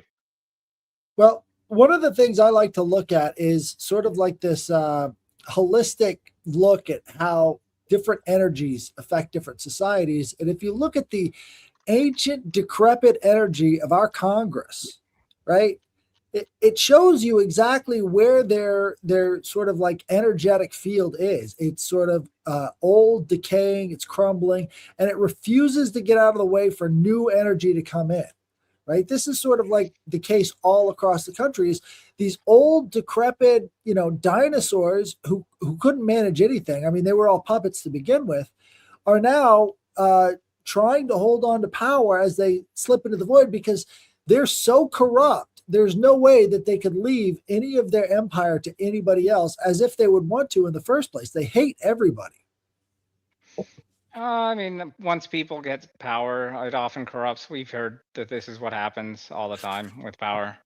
It's corruption. Right. It's a lifestyle for them. They don't even think about the power. Like wielding power is just a lifestyle choice for them. Well, yeah. I mean, we can have a discussion about that, but I kind of want to go even higher level than that and talk about what the net result is present day as a result. So this is more in the finance, and I'll use this is kind of where I'll end off, but I kind of want to mention this because it's, in my opinion, this is what another one of those things that every American needs to know about. So one of the things that has happened as a result of whatever sabotage happened in America, this whole thing for many, many years, this has extreme consequences, and they've already happened. And I want to just briefly mention why this is important and relevant for every single American to understand. So here's what happened as a result of all the sabotage. I know we're talking about fraud in the news right now and money game. These are all money games. I'm talking about real danger. Power and control is the type of corruption that happens in the military. And I want to say what is the real danger for that kind of corruption. Money corruption is one type. This is a different type, more dangerous. So what happened over the last many years? I know we're talking a lot about China and stuff, but I think people have not really looked at what China is actually doing. More than 80% of Australia, more than 80% of Australia is mining country. Right. Almost all of the population lives on the East Coast within 200 miles. The rest of Australia is divided into 4 sections, like a cartel, literally a square block divided into 4 sections. And this is all mining country. And there is a Congo line of barges going from Australia to Southeast Asia, nonstop. The Congo line is so large that it's visible with the human eye from space. That's how large the Congo line of ships, of barges filled with mining ore from Australia is, going to Southeast Asia every day. Something else that is not understood. China owns 97% of the known rare earth metal deposits on Earth. All of them. 97%. If you understand technology, you understand how important rare earths are to technology. The rest of the world is fighting for those 3%. Similar action to what I just described in Australia is also happening in South America with China doing that. Do you remember those Somali pirates? Yes, sir. That problem was solved by China. Right. China has military bases all down the east coast of Africa. And they're also learning Mandarin as their first language now in a lot of these places in East Africa. Another thing that is well known is the new Silk Road that China built through the Mideast. There's a new Silk Road. So everyone's concerned that China is about to take over Taiwan. But I want everyone in America to understand something. India is the largest by population democracy in the world. 1.4 billion people. They pride themselves in calling themselves the largest democracy in the world. India is also surrounded by Chinese military power on all sides for thousands of miles in every single direction. There is not one direction around India that is not surrounded by Chinese military power for thousands of miles deep. Every other country in Asia is aligned with China, including Russia, because we put all those sanctions on them. And Russia is selling all of their oil because nobody in the West is allowed to buy it. So they just sell it to China. And if you understand anything about the US dollar being the reserve currency of the world and how so much of that power comes from pricing oil in USD, if you understand that, then you also understand the significance of more oil in the world being priced in yuan and not in USD. And that is cheap oil. Every other country in this block is aligned with China for thousands of miles. And so is Africa, and Australia may say they're not, but functionally they are by the numbers. They are. I understand politically they're not, but functionally, because 80% of Australia is mining, it all is just going to China. So Monopsony. It's the I'm sole sorry? consumer. A Yeah, monopsony is a exactly. sole consumer. So that's a Now, perfect example right there. so while all this sabotage was happening in America, nobody understood anything about what China was doing in the world. And everyone in America got really focused on Taiwan, which I'm not saying is not important. They're really advanced and they're super important for semiconductors and all this stuff. But this is the largest population democracy in the world. And when you start adding it all up, how much land mass on Earth does China already present day control? And how much population on Earth does China already past tense control? It turns out when you add it all up, that percentage of land mass on Earth and that percentage of population, once you include what'll end up happening to India, no matter what at this point, that's more than 50% of the planet right there alone. And nobody has a clue about any of this that's going on. And I promise you, even in the military and intelligence, until 2024, they probably didn't know either. Because like I said, when they were running the operation on me, I started figuring out what their capabilities are. And it turns out they're really dumb. They're dumber than you think. They're doing the dumbest shit you can imagine. So one of the problems is that India doesn't have any real way to get to the West. I mean, I'm Indian, by the way. I've been to India many times. India loves America. They want to be American. They wave American flags. They celebrate 4th of July. Like, it's ridiculous. Like, this is the largest democracy in the world, 1.4 billion people, and it is surrounded by China in every direction for thousands of miles. Not one person in America knows anything about this dumb shit. That's how when I said that we are being programmed to be artificially dumb in America, I really mean it. This is an actual thing. It's a real thing. It's an intentional thing. It is that. This is reality. This is base reality. I promise you, I'm the only person living in reality right now. This is what's happening, and no one knows anything about it. And this is how much of the planet China has conquered without firing one bullet. Not one bullet. They've already achieved this, and they don't have to do anything in military conflict to achieve it. And I'm talking about past tense. This is already done. This has already happened. All that needs to happen is India just needs to trade with China primarily, settle everything in yuan, and then nothing else matters ever again with the US dollar. And Right. India has every reason to do it and no reason not to. Because Japan has already indicated that they might be more friendly towards China now. I mean, this is after one of these dominoes falls, the other ones are going to fall too. Yeah, South Korea is also trying to do a lot of shipbuilding for America and all this stuff.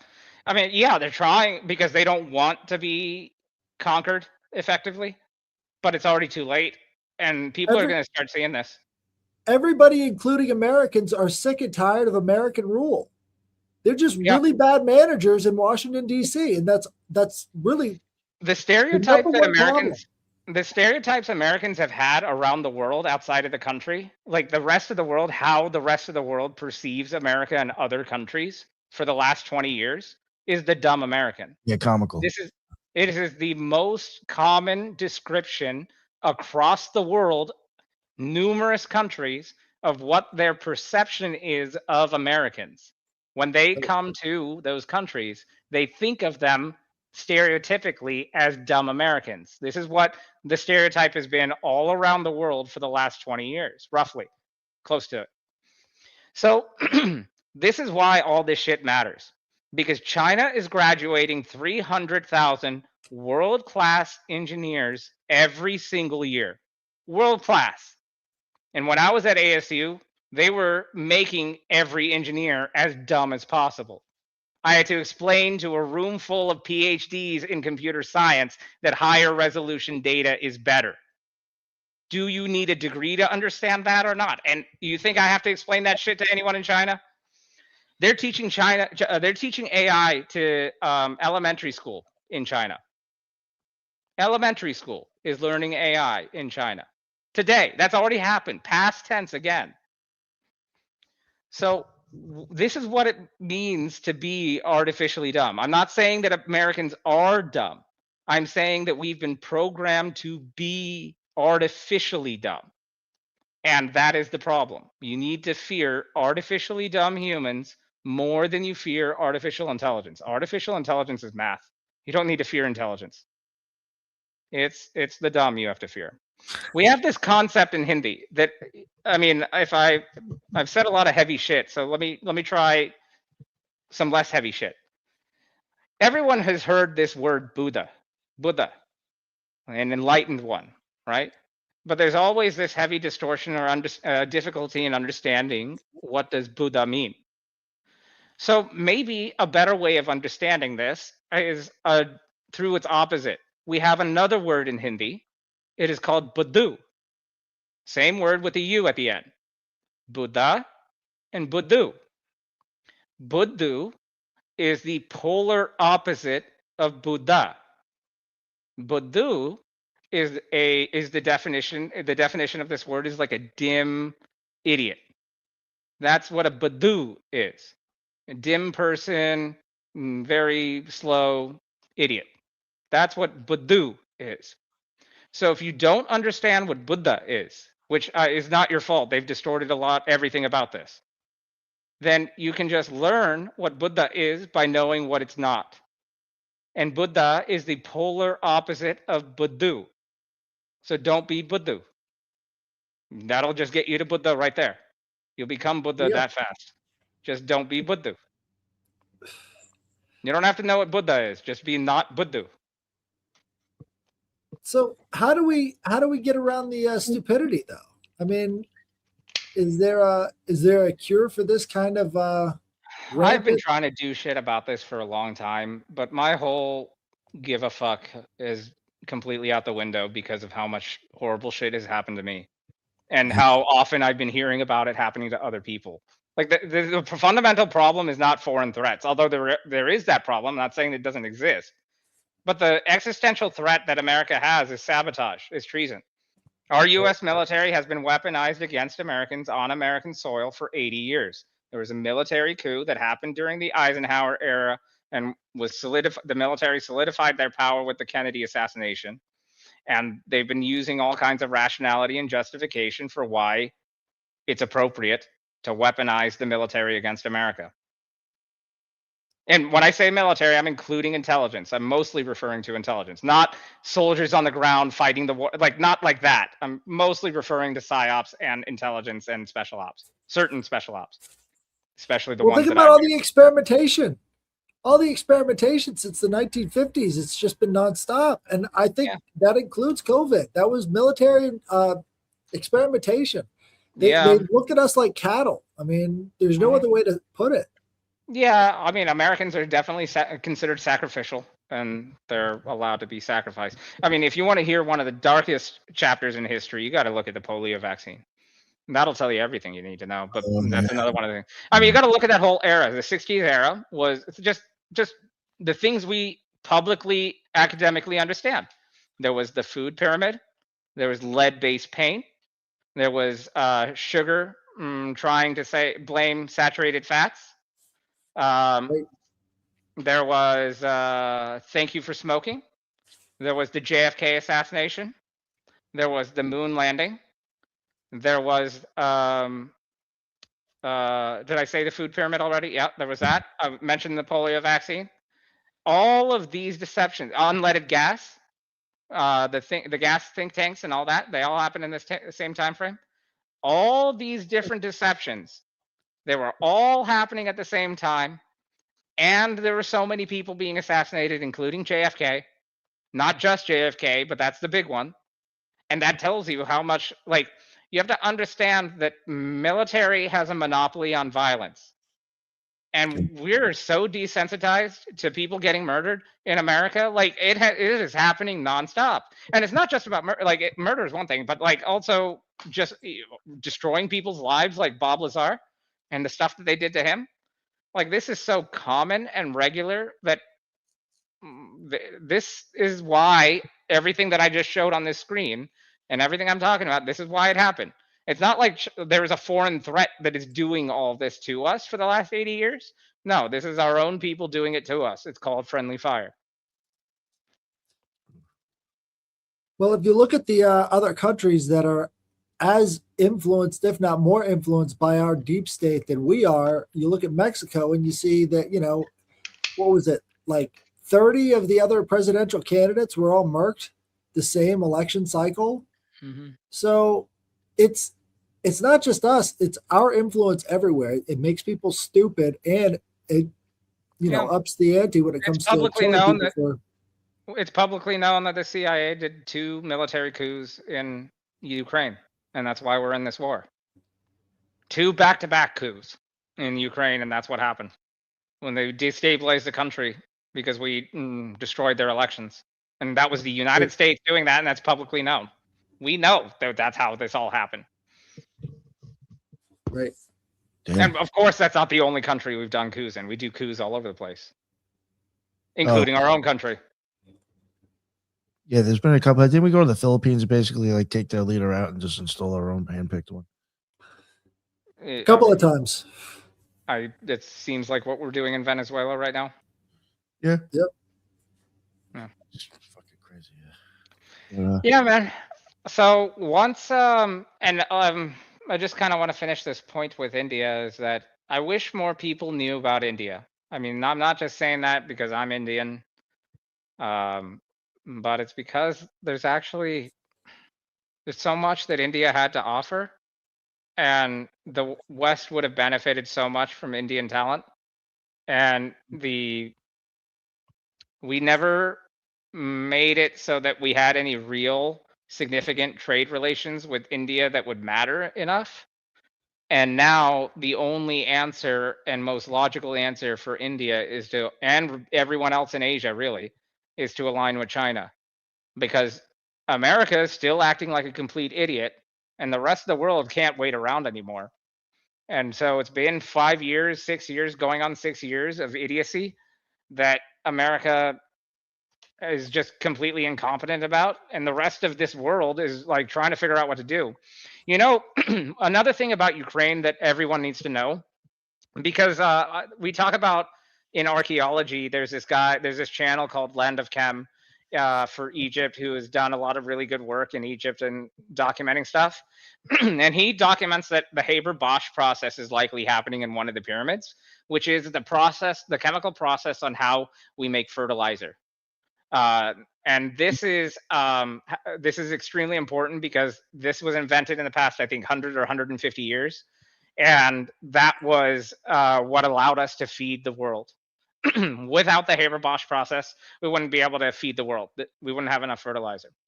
Well, what people don't know about Ukraine is that most of the fertilizer in the world comes from Ukraine. Specifically, it comes from the Donbas region. And everyone at this point needs to know about the Donbas region, which is somewhere, if I recall correctly, around here, somewhere.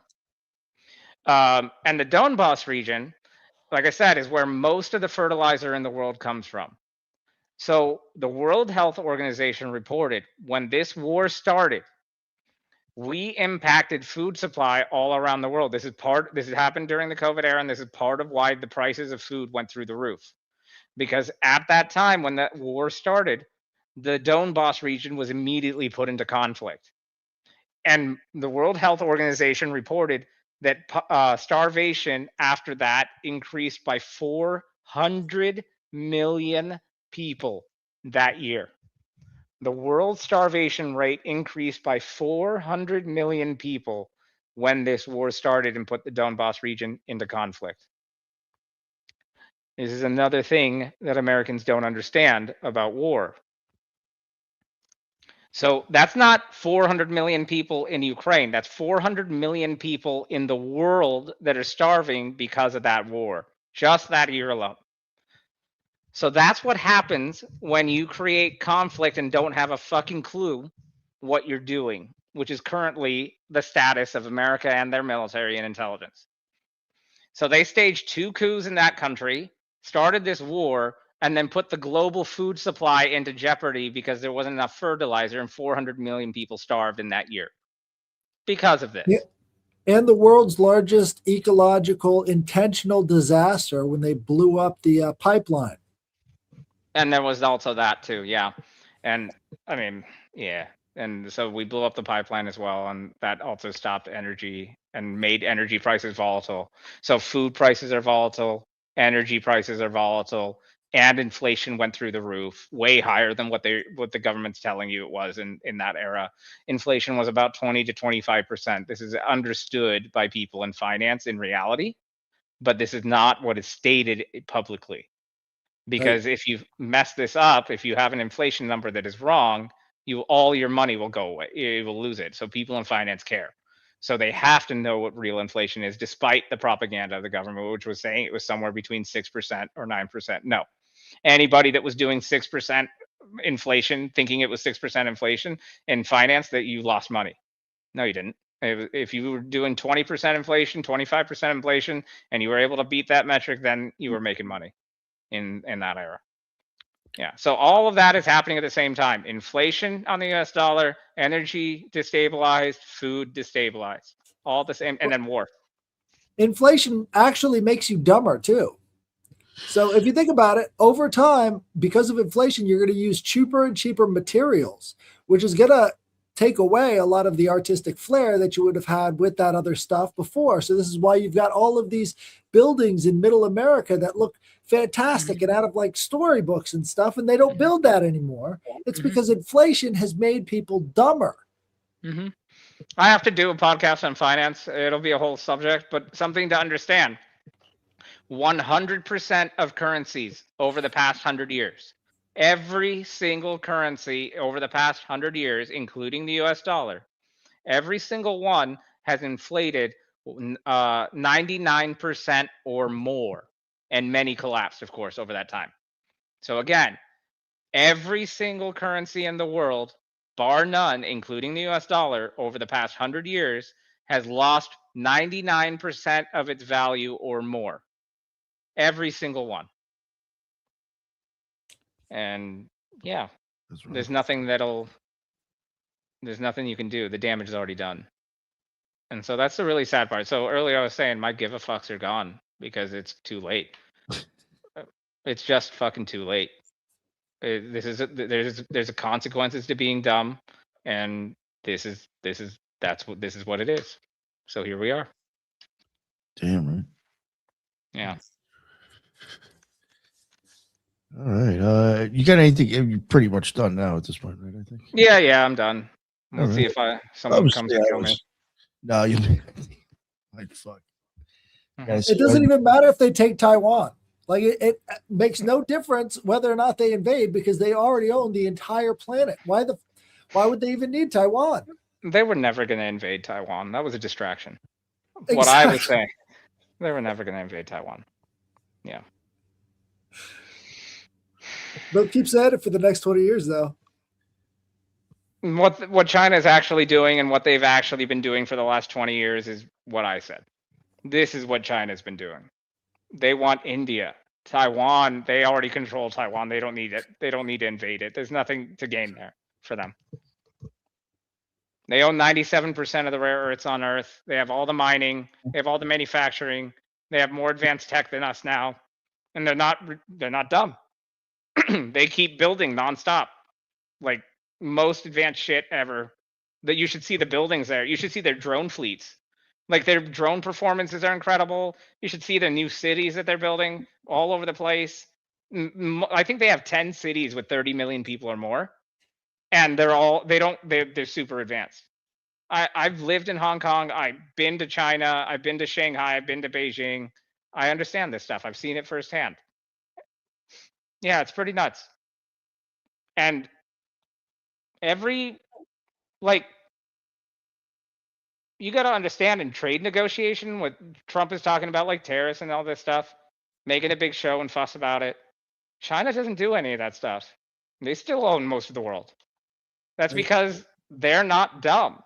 They literally have all of the best shit and everybody wants it. That's why everyone is doing business with China and not us.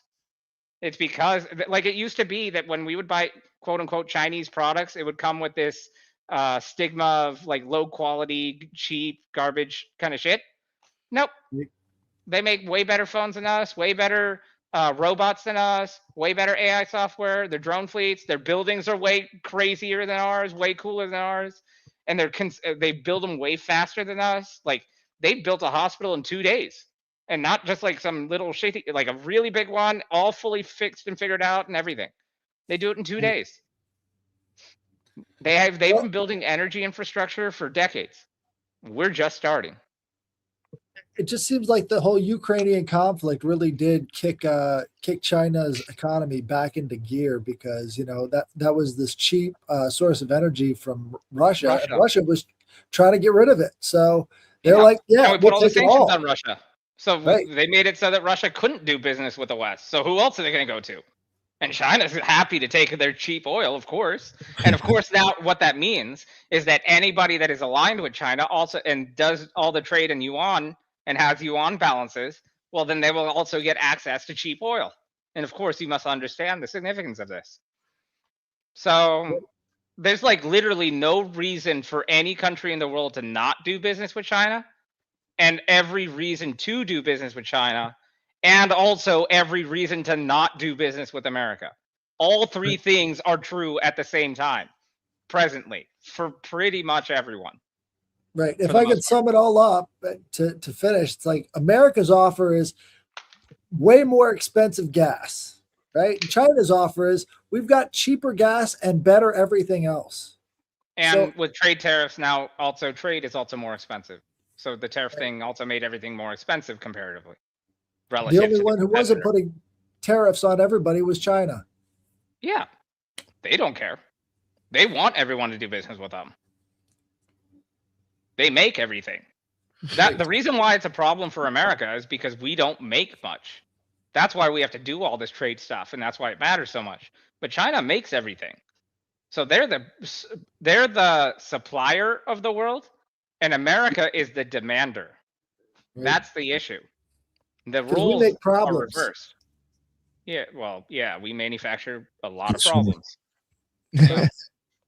So I didn't mean to be a total downer. I wasn't supposed to go into all the like finance stuff, but this stuff people need to know, and I wanted to document it somewhere. No, I think that was great. Yeah. Don't apologize at all, sir. Do you want to let anybody know? Is there any places that like you want to promote or anything? Any shows? My ex got banned for that's true. whatever. So I mean, I'm social media literate. I was trying to do the X thing, and now it's still, even a month later, I'm still banned, and I don't know what to do about it. I can't do anything about it. I appealed. They just said one word, spam. I post less than once a day, or my average amount of posts is like less than once a day, and somehow I'm banned for spam. They don't tell me what I was spamming or why or what. There's no recourse. I just clicked the sent in an appeal. They said appeal denied. Didn't tell me why. Just that's it. Done. So maybe I just need to start over with another one. I don't know. I haven't really figured it out. I've been dealing with a lot of problems, so social media was just not that high on my priority list. But maybe I should make it a little bit of a priority list. Well, man, you got a great story. You could take that to much bigger podcasts. We're really glad you brought it here. But I mean, look, you keep at it. You get to the bigger and bigger audiences, and people are going to actually think about this stuff and actually consider what's actually happened and where we're at right now. I hope so. I think if you know anyone that wants to talk about this stuff, I'll help you. Oh yeah, I can definitely push you off to some shows, man, for sure. Oh yeah, absolutely. Sure, absolutely. I'm happy to do it. Like I said, I mean, I cover a lot of topics: archaeology, AI, finance. I'll have to do one on finance with you guys at some point. Yeah, I already had somebody in the chat even say they'd really like you to do that. Okay. Yeah, I definitely know some stuff. Then somehow we got to figure out a way to talk about the eyeballs. Just I don't know how. Oh yeah, discussion on that. Okay. I mean, I'm not. By the way, I'm illiterate on the occult. I'm learning from you as I watch your stuff a little bit here and there. But yeah. Thank you. No, that's good. Just knowing how it works would be interesting to talk about.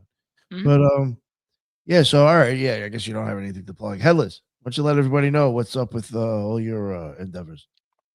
All right. Well, you can find me at the Headless Giant on YouTube and on Twitter and on Instagram. And if you have any sort of strange or esoteric, scary, spooky stories, you can send them to me at the Headless Giant Podcast at gmail.com, and we will read those on Thursdays.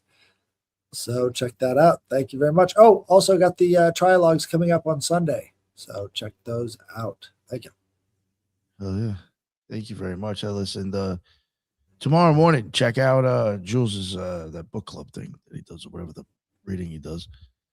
I don't know about Headless. I can speak for myself. I should be there, so definitely check it out. Yeah, Ashish, thank you again for coming on. That was really thank you very much for having me on. Presentation.